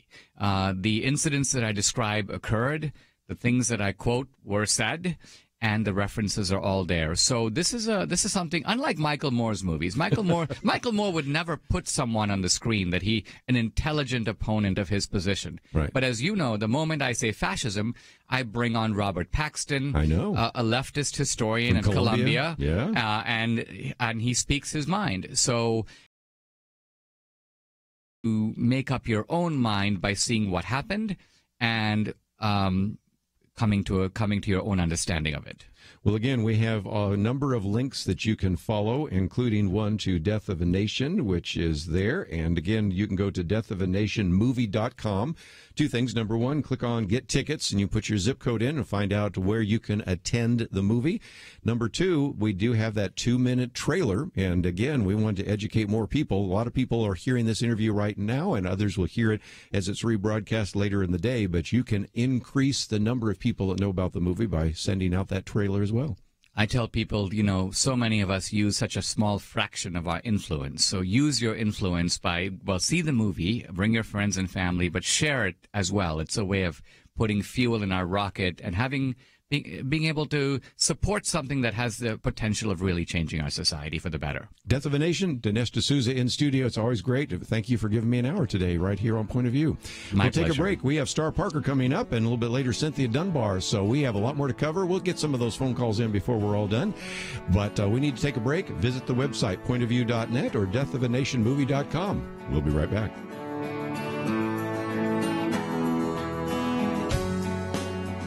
Just over 100 years ago, 2 or 3 cents would buy you what it takes $1 to buy today. What of any real value can you buy for $1? Well, how about this? How about enabling one listener to hear Point of View not just today, but for an entire year? You heard right. $1 makes it possible to reach a person through the radio or through any of our online channels for a year, and pays for all the other resources available through our website. All the interviews with special guests and public officials, all the information, all the training, all the inspiration and transformation for $1. How many dollars will you invest in the future of our nation? How many lives can you change with your investment today? Call right now and reach more people to help change our nation. 1-800-347-5151 or visit pointofview.net, because $1 really can go a long, long way.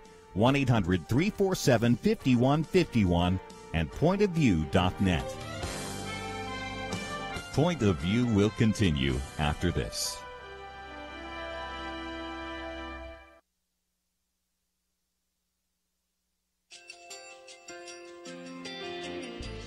I just want to thank you so much for all the wonderful programming you have. You're just absolutely fantastic. I recently started listening to Point of View, and I really found it interesting because of the different subjects you cover. Thank you for that. I really appreciate everything that you do in keeping us informed. Thank you, Kerby, for everything that you have been doing. I appreciate all the work that you're doing, advocating for the Word of God. Thank you so much. Point of view, I think, is absolutely necessary because it's a Christian perspective, a biblical worldview perspective, and receive very current, up-to-date information about what is really going on, week to week in our culture, which is changing so rapidly, and yet it's morally sliding backwards. Yeah, I'm just, first of all, I thank you guys. Y'all's program is wonderful, and enjoy it every day. I learn so much every time I listen to it. Point of View Radio Talk Show.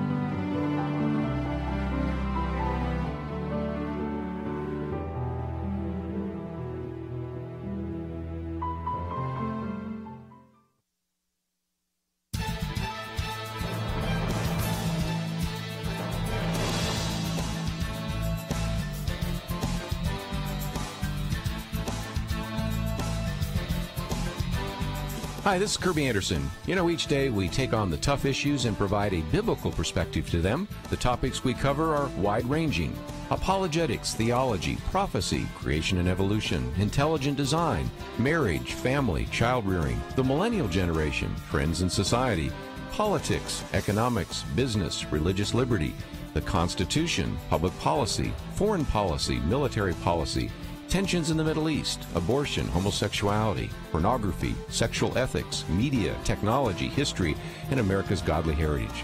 We talk about anything that affects your faith, your family, or your freedom. So don't go anywhere, because Point of View continues right now.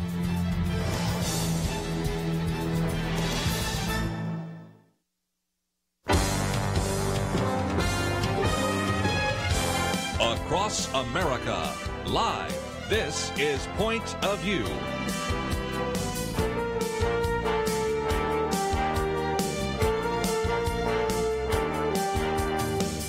And now, Kerby Anderson.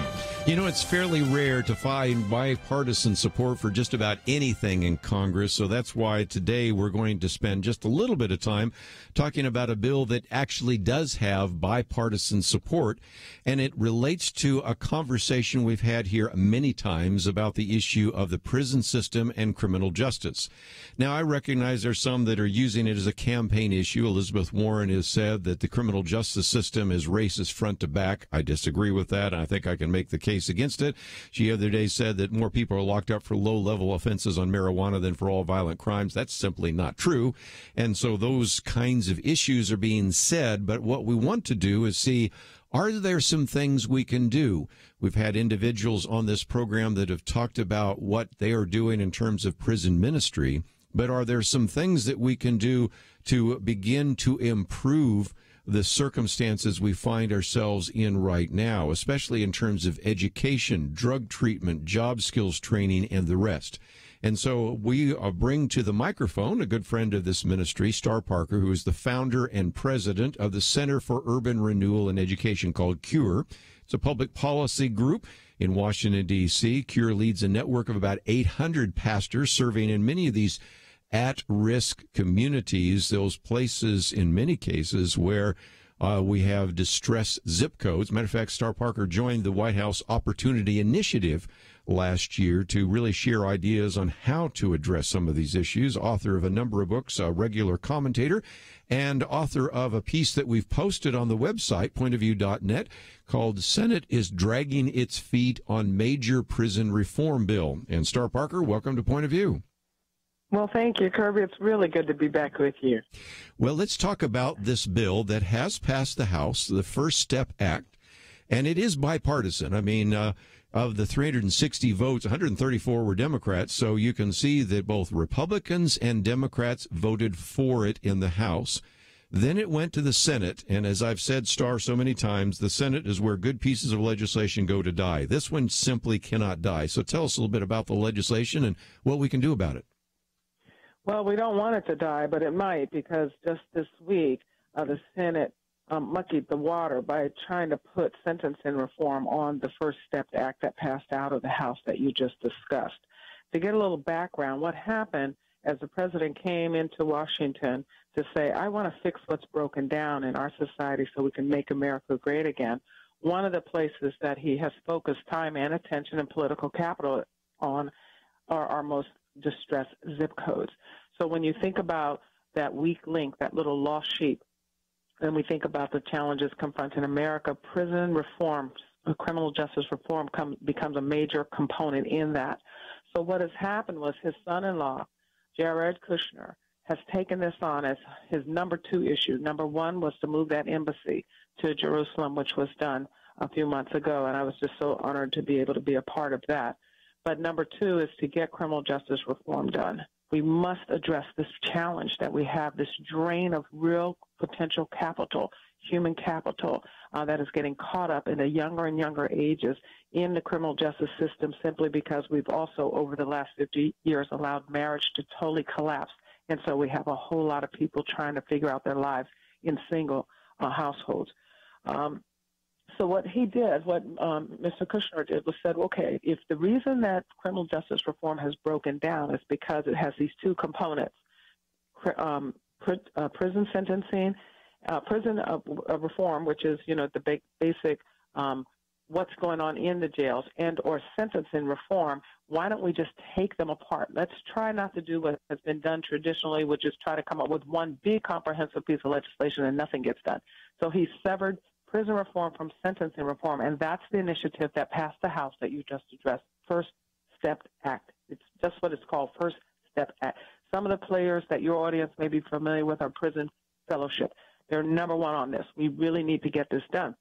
And you're right, it was a bipartisan effort. It was incredible that we were able to get this thing through the House intact and something most people livable. Now, one thing I want to address in your opening monologue, you talked about some of the naysayers and trying to point to some of the challenges that we're having in our general, bigger prison environment. Sure. Well, this particular initiative, and this shows you the disingenuously of people like Senator Warren. This is only federal prison. We're not even talking state. We're not talking county. We're not talking jail. So if you're talking about these little minor crimes, this is not federal. Federal, we're only talking 200,000 people in the whole system, which is now 2 million people, which we can put a bullet and talk about later if time allows.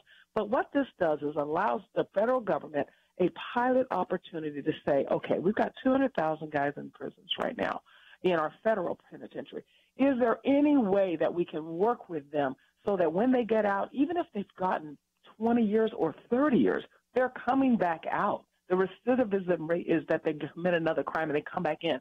So is there something we can do as a society that when they go in, we start fixing them so that by the time they get out in 20, 30 years, they can become major contributors in society?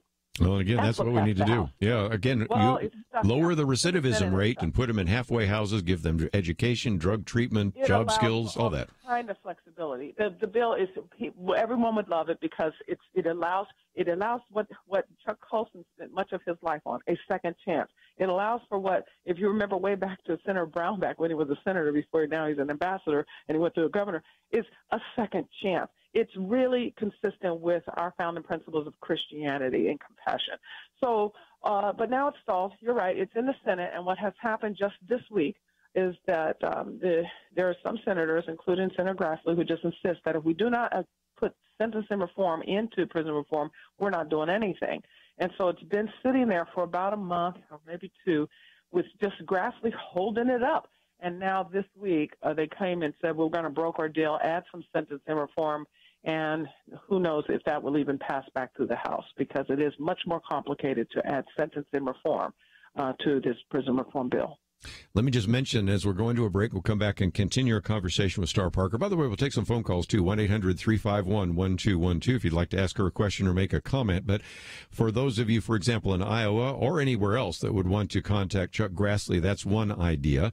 The other is I recognize that some of these individuals that have been so critical are running for the presidency. You know, Cory Booker, for example, has been against this because he's running for the presidency essentially right now. As Elizabeth Warren, I just mentioned her a minute ago, Kamala Harris, a couple of them, maybe they're not going to be sympathetic to this. But I do believe that if we look at what happened in the House, it passed with 360 votes. 134 of those were Democratic votes. The rest were Republican votes. So this has become a good example of what a lot of people say. Why can't we get together? Why are we always divided? Is there a possibility we can find some areas that really are going to make a difference? And this is one of those. And if you'd like to know more, again, we've posted information about Star Parker on our website and also this article that she wrote that appeared in the Daily Signal. And those of you, especially in prison ministry of some sort, those of you that are supporters of Prison Fellowship, really all you have to know is Prison Fellowship supports this. So this is something that for a lot of us is a very easy decision to make. That's why we posted it on the website, pointofview.net. But we'll come back, and maybe you have some questions for Star Parker, some comments. We'd love to hear them. 1-800-351-1212. She'll stay with us a little bit longer, and then later we'll get into another very important issue with Cynthia Dunbar. All that coming up right after this.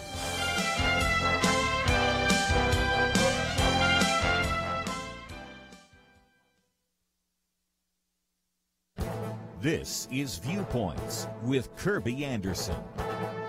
What will be the long-term impact of the trade wars? Well, nobody knows for sure, but the tariffs imposed by the president could affect both the economy and the midterm elections. In fact, some industry experts and economists warn that the greatest economic fallout might occur just as voters go to the polls. The political impact so far hasn't been great. One poll showed support for the tariffs from citizens who already support the president and opposition from citizens who oppose the president. It is possible that the president's supporters will continue to support him for a while, knowing that the ultimate goal is to use American tariffs to get other countries to lower tariffs. Candidates for Congress might explain to their voters that they believe it is time for Congress to take back its role in imposing tariffs. The Constitution gives the Congress the right to collect taxes and also the power to regulate commerce. Most people forget that it was Congress that imposed one of the worst tariffs in American history, the Smoot-Hawley Tariff Act. Back in the 1930s, the law and series of tariffs probably made the Great Depression even worse, though economists sometimes debate how much it affected the economy.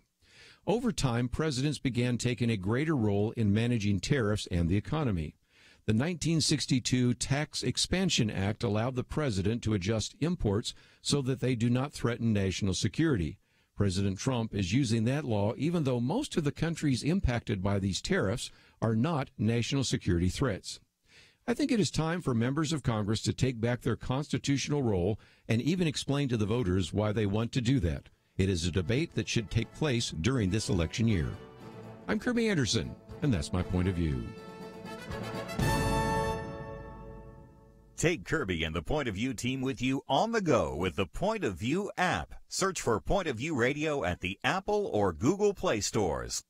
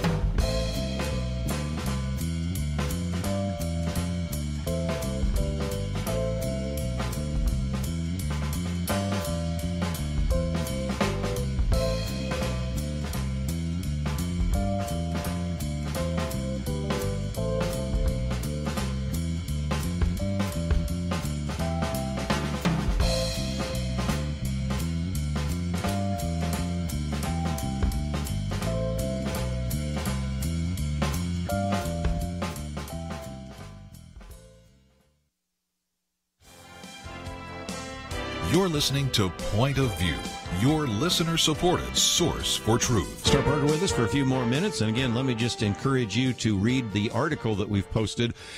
She had it come out in July on the Daily Signal. Senate is dragging its feet on major prison reform bill.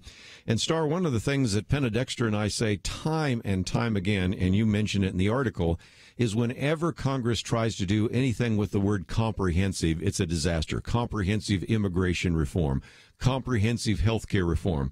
As Dr. Phil said, how's that working out for you? Not so well. And I think it is really better to break things into pieces, and let's focus on prison reform, then let's focus on Senate reform. I disagree with Chuck Grassley, but anything we can do to improve the situation we have right now is a good idea, don't you think? It is a good idea, and particularly on this question, because, number one, it does show that bipartisan approach at a major challenge in our society that has human implication. This is really critical for us to get this legislation passed for those that are in the jail, not just for themselves, but for their families. One of the components of this Criminal Justice Reform Act, which is it's called First Step. It's just one step. First Step Act that passed the House is that if the president decides that he wants to be reformed and he's going to go through classes and he's going to do what the society is asking him to do, one of the benefits is he might be placed near his family. So therefore now his children can get to know him. His wife can stay with him. There are just so many aspects of it that need to be done.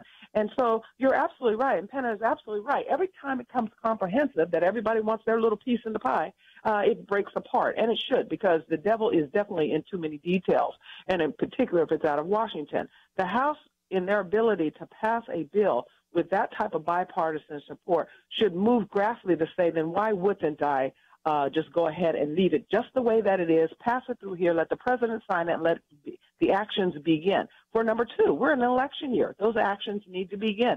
We're having a whole lot of discussion on whether this president has an insensitivity towards certain racial categories in our society. Well, prison disproportionately hits those populations, so this would be a win for the red team.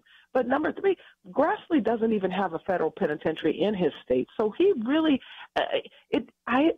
for him to stand in the way is more complicated. Something deeper is going on. So I appreciate that you've asked your audience that live in Iowa to ask him that deeper question, because although he is now saying he wants sentencing reform, and there are 4 components to that, those 4 components might not pass the House. And even if they do pass the House, it may then flip to where you'll have a whole lot more Democrats on board. You lose the Freedom Caucus, and I'm not sure that most of the people that want serious reform would be pleased with what that means.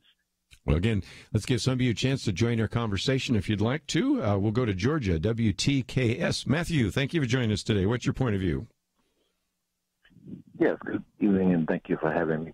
I was listening previously to some of your comments on the Democratic Party as it related to history and the crossover of processes that took place.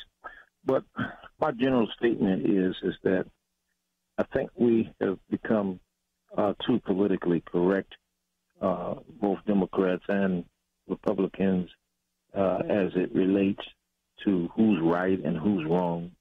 Now, I remember during the Twin Tower incident, how the nation came together out of this great calamity, and how the Lord, and I believe, sort of punished us to bring us together.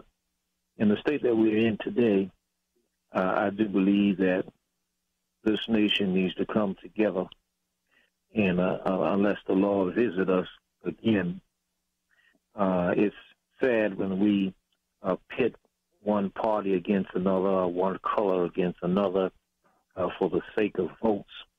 And we all lose in the end, particularly if we don't do what is right in the sight of God. And he will not allow wrong to prevail, regardless of how we try to change or correct or make wrong look right. And I'm not going to sit here and say who's wrong and who's right, but we can basically look at the details of the Bible with great evidence and showing us where we are going wrong and where we have gone wrong. One other comment I wanted to make about the immigration crisis that we're in, I think the root of the problem is MS-13, drug dealers running people out of their country. It's a refugee situation. Just like Syria. And until we take our military and go down there, just like Manuel Noriega, we had to go down in Central America and stop the flow of drugs. We're going to have to go down there and do something to stop those criminals from running their people out of their own country. Yes. And that in lies the true results of what we're experiencing now, with people trying to get away from death and destruction. Yeah. Star, I know you've written about that as well. Any thoughts? Yes. To the first point about the politically correct environment that many in the middle find themselves between the debate on the Democrat and the Republican side of the aisle. Although the left and the right have captured themselves in political parties, that makes many Americans uncomfortable, that it would be, well, who's right or who's wrong, as the caller has asked. We do have a big challenge in front of us that is in that divide, and there is no coming together on that challenge because it's a cultural question. It is a cultural war question. It's similar to the question of slavery during the 1850s, when all types of conciliatory measures were trying to happen and occur, and many were saying, let's just make it go away. It couldn't, because when you have questions of humanity on the table, you do have to pick a side. And what has happened in the political process is the people that are saying we want a country that's biblical and free have chosen to put their voting interest into the Republican Party in the majority. And those that are saying we want a country that is secular and statist have chosen to put their voting power into the party of the Democrats. So the party platforms now reflect that reality. The reality is the party of the red team is the party that says we want to protect the interests of life, we want to protect the interests of liberty, we want to protect the interests of property. The other party has said it evolves. It is now developed itself into this secular environment to where the church is under attack, frankly. So we can't, I wish we could. It's just not peaceful anymore. We're at that point when Abraham Lincoln looked into the scripture and had to read the words of Jesus, that a house divided against itself can't stand. And he came up out of that moment and said, we can't do this anymore. We tried. He tried. I mean, he was not the radical extreme. Remember, Soward was, who said we can't have a country half free and half slave. We've got to make a decision because we can no longer be both. And that's where we are in America. And in fact, the vile of the left is intensified to where even myself personally am not in my personal home because I had to go to one of the security experts to make a decision if it was a safe environment. We're in a Cold War. And although the caller, I understand what the scriptures say, and I understand that there are moments of peace. If you read through the Judges, after the war is when the land rested. Our land have had a resting time, but now it is not that time. And hopefully after this war, we will rest again. I mean, after Ehud, it rested 80 years. After Gideon and after Deborah, it rested 40 years of peace. But we are in a culture war, and it's hard for people that want it just to go away, that live in closed environments and life is working with their neighbor. It's hard for them to understand sometimes what has happened in our law. But our law has changed to where it is violent, it is vulgar, and the public square is in total chaos, and a decision is going to have to be made. Fortunately, and where the prayer is that we still battle in the voting booth. But with Antifa and Maxine Waters, that has changed as well, because there's a mob rule spirit out there that's saying we are not going to wait for elections anymore. We're going to force our worldview on others. Let me just mention that as we come to a break, and I have to let Star go, we have a link to her website, urbancure.org, and that is fighting poverty, restoring dignity through faith, freedom, and personal responsibility. We also have this article that she wrote in July in the Daily Signal, Senate is dragging its feet on major prison reform bill. I would encourage you to contact your 2 United States senators. And if you want to send a third letter off to Chuck Grassley in Iowa, I would encourage you to do that as well. And we've given you the information necessary to do that. Star Parker, always enjoy having you on the program. Let's do it again soon. We will. Thanks so much, Kerby. And other columns, including on the issue that the caller just addressed, are up on my website as well. And again, that website is urbancure.org. And you can find those columns, and again, just a very articulate voice and an individual that we enjoy having on this program. Of course, also ran for the House of Representatives, and I still think we need her in Congress, but that's another issue for another day. When we come back, we're going to change topics once again. Cynthia Dunbar with us. A sex education resolution upholding parents' rights. We'll talk more about that with her right after these important messages.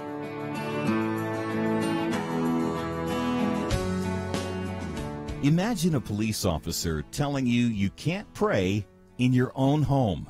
That happened not too long ago to Mary Ann Souse in Kansas. And in 2017, the U.S. 10th Circuit Court of Appeals sided with the officer. But this year, thanks to an investment of $1, the U.S. Supreme Court overturned that ruling. Okay, let me explain. Over the years, listeners to Point of View have made a big difference. Some have become congressmen. Others have saved lives through helping women in crisis pregnancies. Others have become constitutional attorneys, like Kelly Shackelford, who represented Mary Ann Souse. We recently discovered it costs about $1 to reach a Point of View listener on the radio and online for an entire year. You can't buy much for $1 these days, but you can transform the nation. Call today and invest in Point of View at 1-800-347-5151 or visit pointofview.net, because $1 really can go a long, long way. 800-347-5151 and pointofview.net. Point of View will continue after this.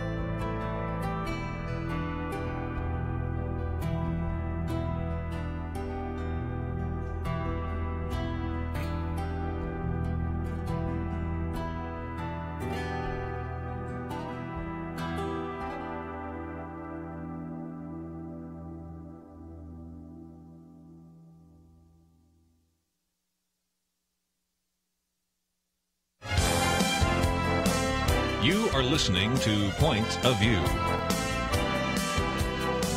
The opinions expressed on Point of View do not necessarily reflect the views of the management or staff of this station.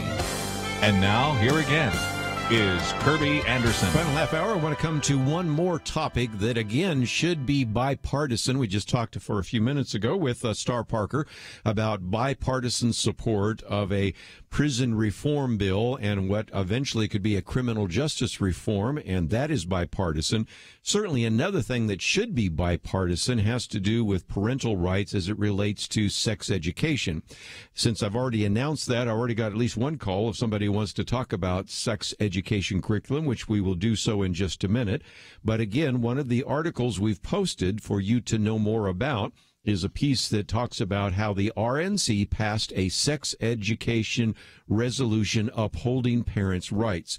And one of the people quoted in that, and also who did an interview with the Family Research Council, is a good friend of this ministry, Cynthia Dunbar, an American patriot of Native American descent. She's also a national committee woman to the RNC for the state of Virginia. When she was in Texas here, she was elected a member of the Texas State Board of Education.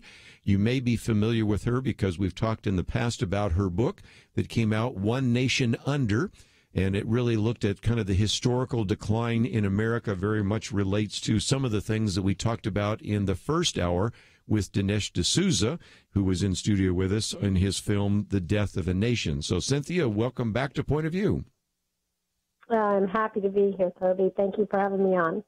Again, the Republican National Committee had this particular resolution, and I guess before we even get to the resolution, let's talk about the need. And in this particular article that we've posted by Joshua Denton, he points out that Planned Parenthood, for example, had launched a campaign in New York to encourage kids to, and I'll just leave out the swear words, be sexually involved with everyone. And, of course, we have talked about the loss of parental rights with some of our listeners in the state of California. You are, of course, now in Virginia, but you've also seen what happened in the state of Texas when you were in the Texas State Board of Education. So talk about the need for this resolution in the first place. Well, actually, it was brought to my attention because there were some parents fighting some issues in Fairfax in Northern Virginia, and the board was voting to change the content. And a lot of what happens is many times the parents aren't aware of the content that's being put in their children's textbooks or the courses. And even if they are, many times there seems to be an agenda by the school board or the district to make sure that the children are exposed to certain content. And so it just seemed like, since the RNC and I'd sat on the platform committee and I knew that we talked about the supremacy of parental rights, that it was time for us to step up and put some teeth to that and specifically talk about how parents should at minimum be told what is the content of what they're being taught. And this was a battle. 2 weeks after I started putting the resolution through, I found out that Ken Paxton, your Attorney General, was fighting a similar battle in Dallas-Fort Worth ISD, and just making sure that the parents knew what the content even was. And why in the world would anyone oppose that? And then also pushing forward for it to be an opt-in process. I mean, school districts all the time ask for parents' permission to do numerous things, whether it's a field trip or whatever. And so it seems like, why would you not proactively ask, here's the content we want to teach. Are you okay with this, and do you want your child exposed to it?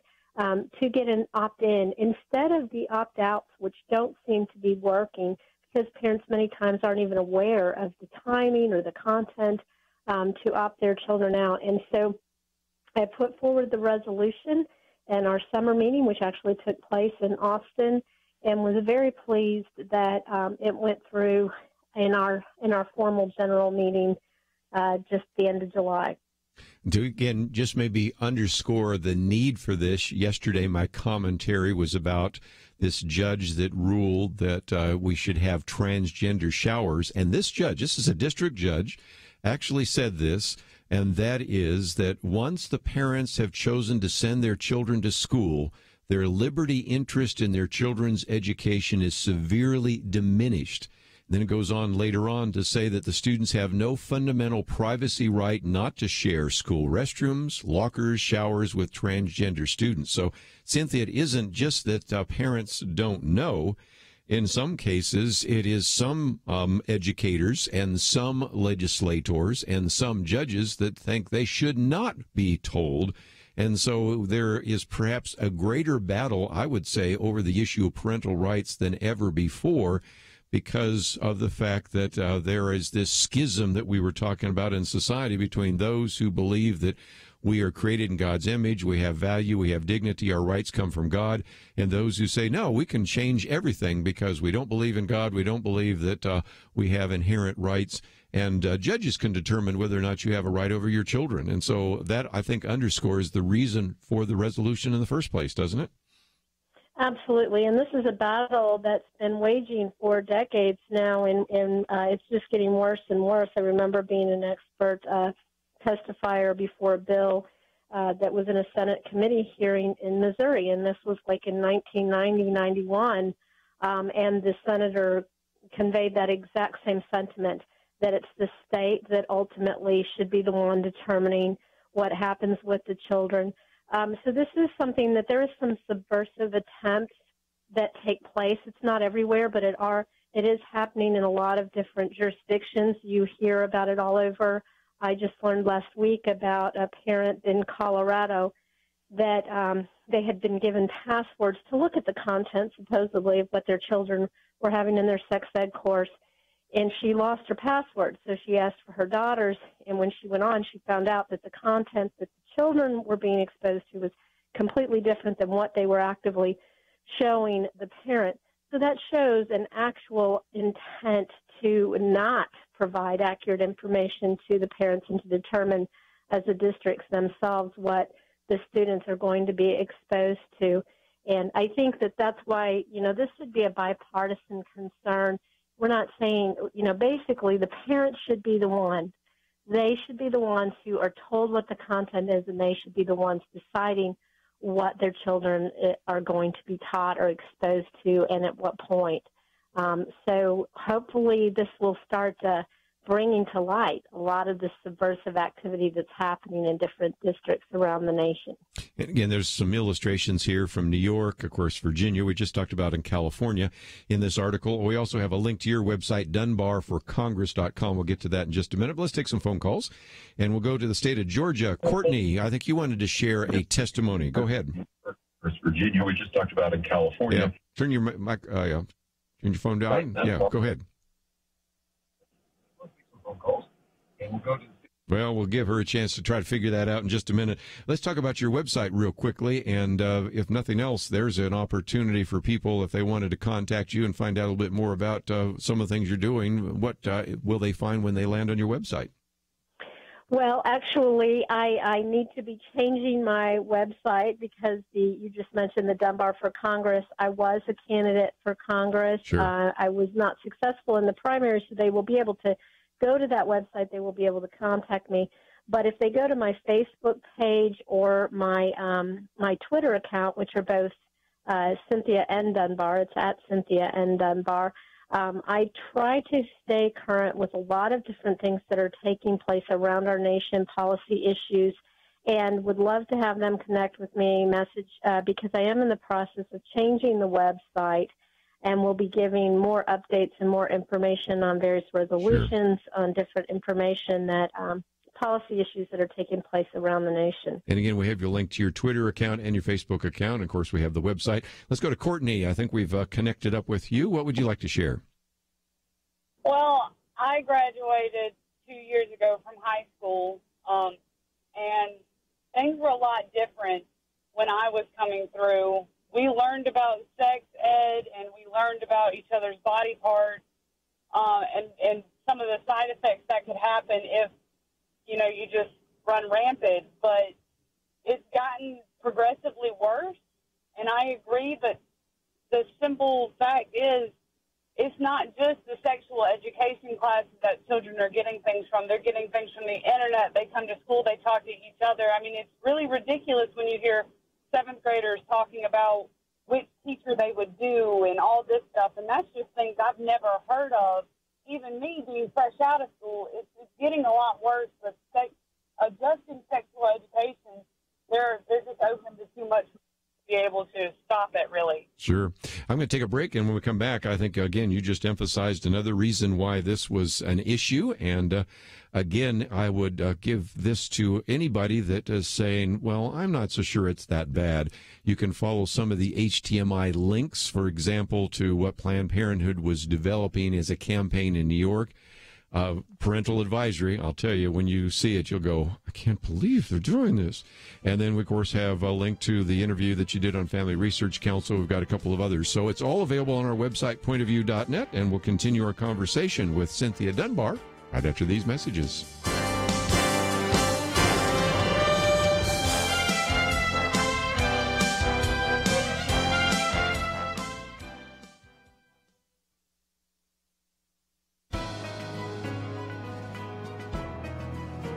Welcome to the First Liberty Briefing. I'm Jeremy Dice.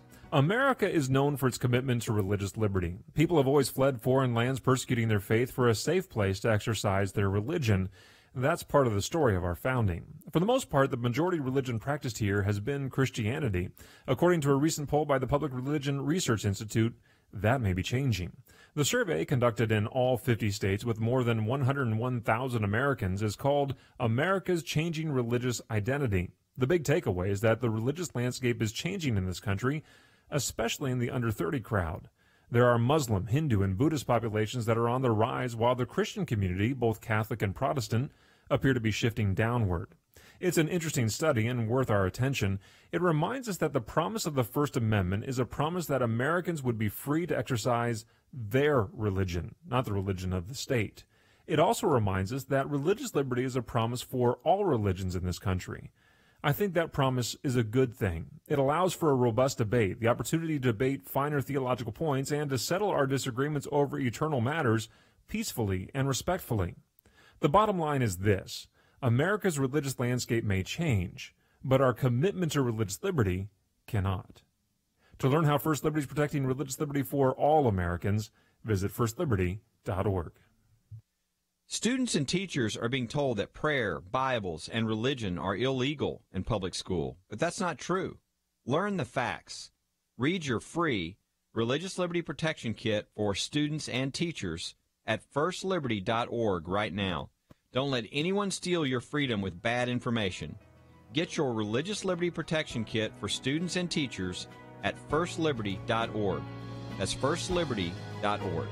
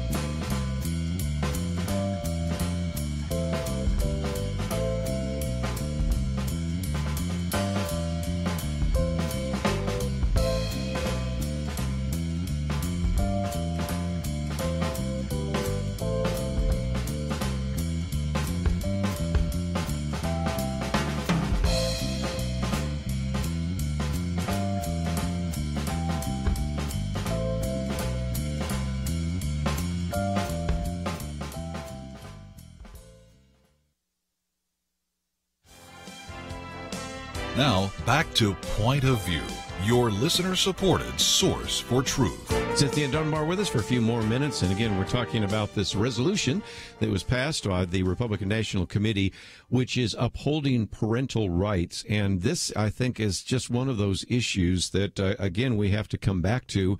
The third paragraph, as I mentioned, has a link to the Planned Parenthood campaign. And I am just shocked, Cynthia, and we've been doing this radio program for more than 40 years, and you've been a guest for many of those decades as well.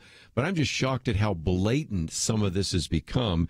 And Courtney just reminded us of that just a minute ago. There just seems to be a sort of a no-holds-barred kind of mindset today that says that we're going to just be as bold and as explicit as possible.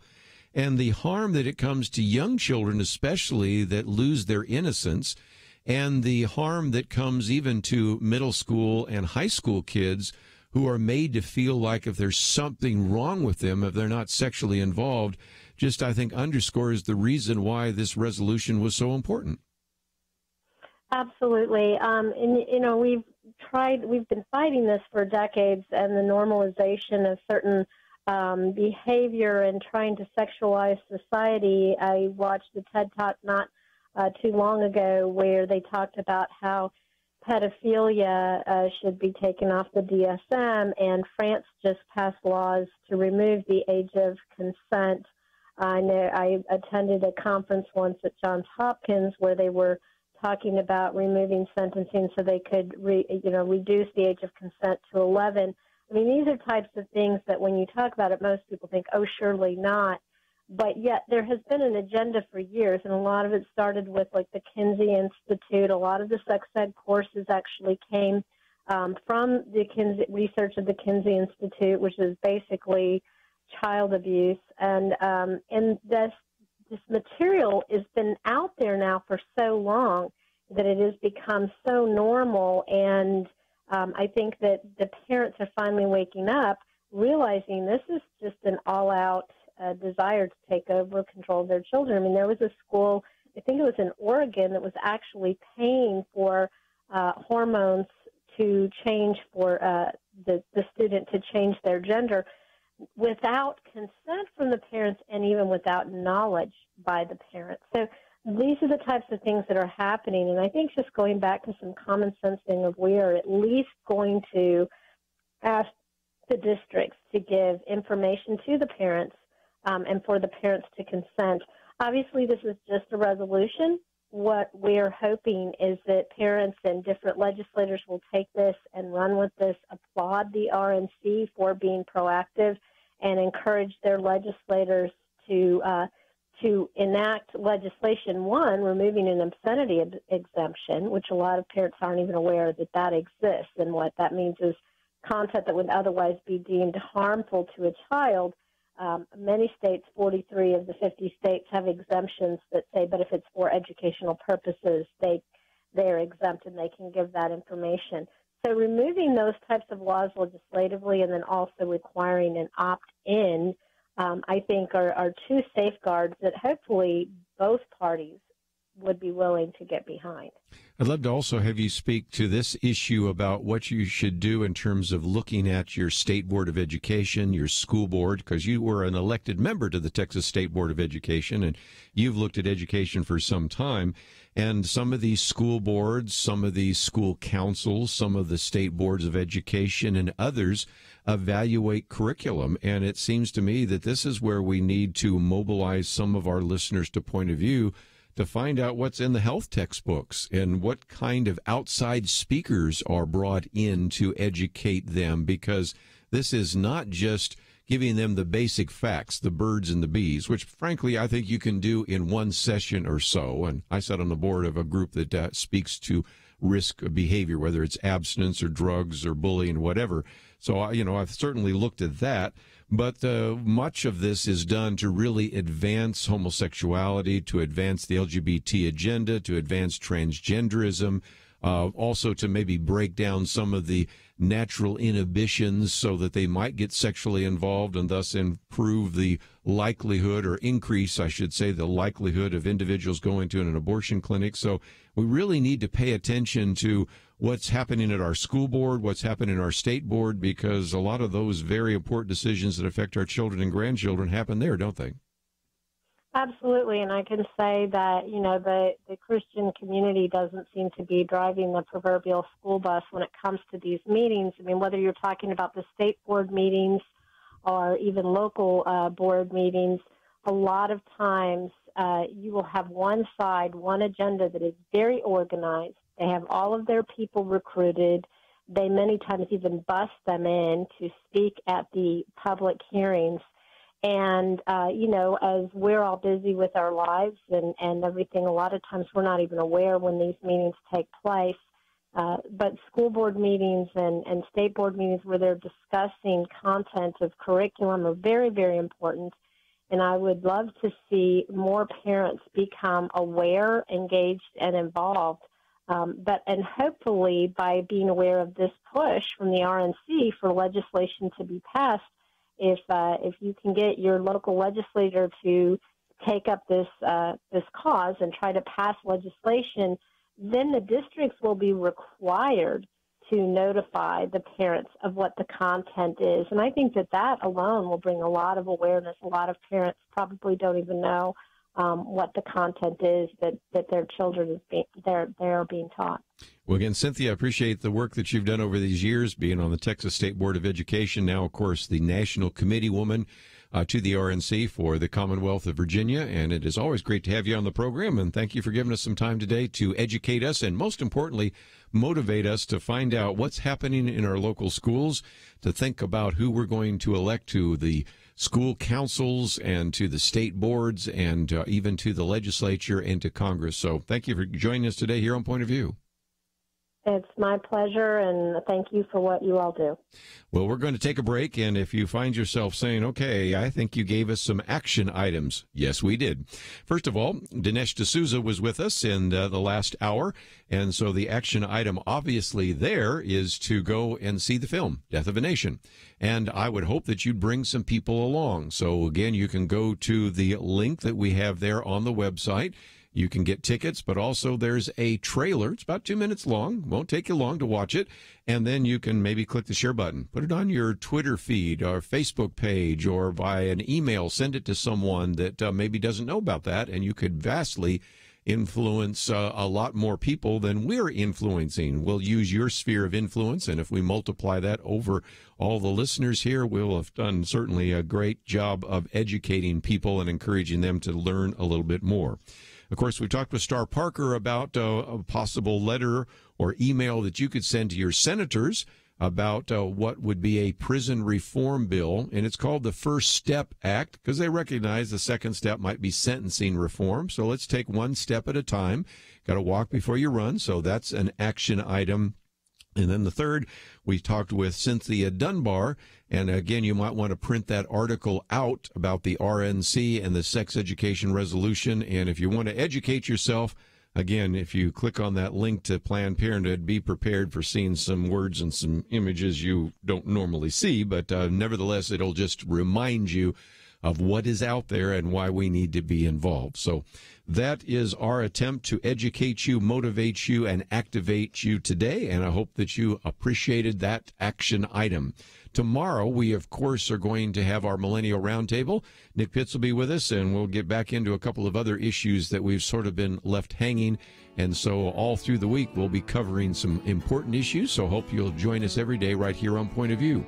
I want to thank Andrew and Steve for their help behind the scenes. See you tomorrow on our Millennial Roundtable right here on Point of View.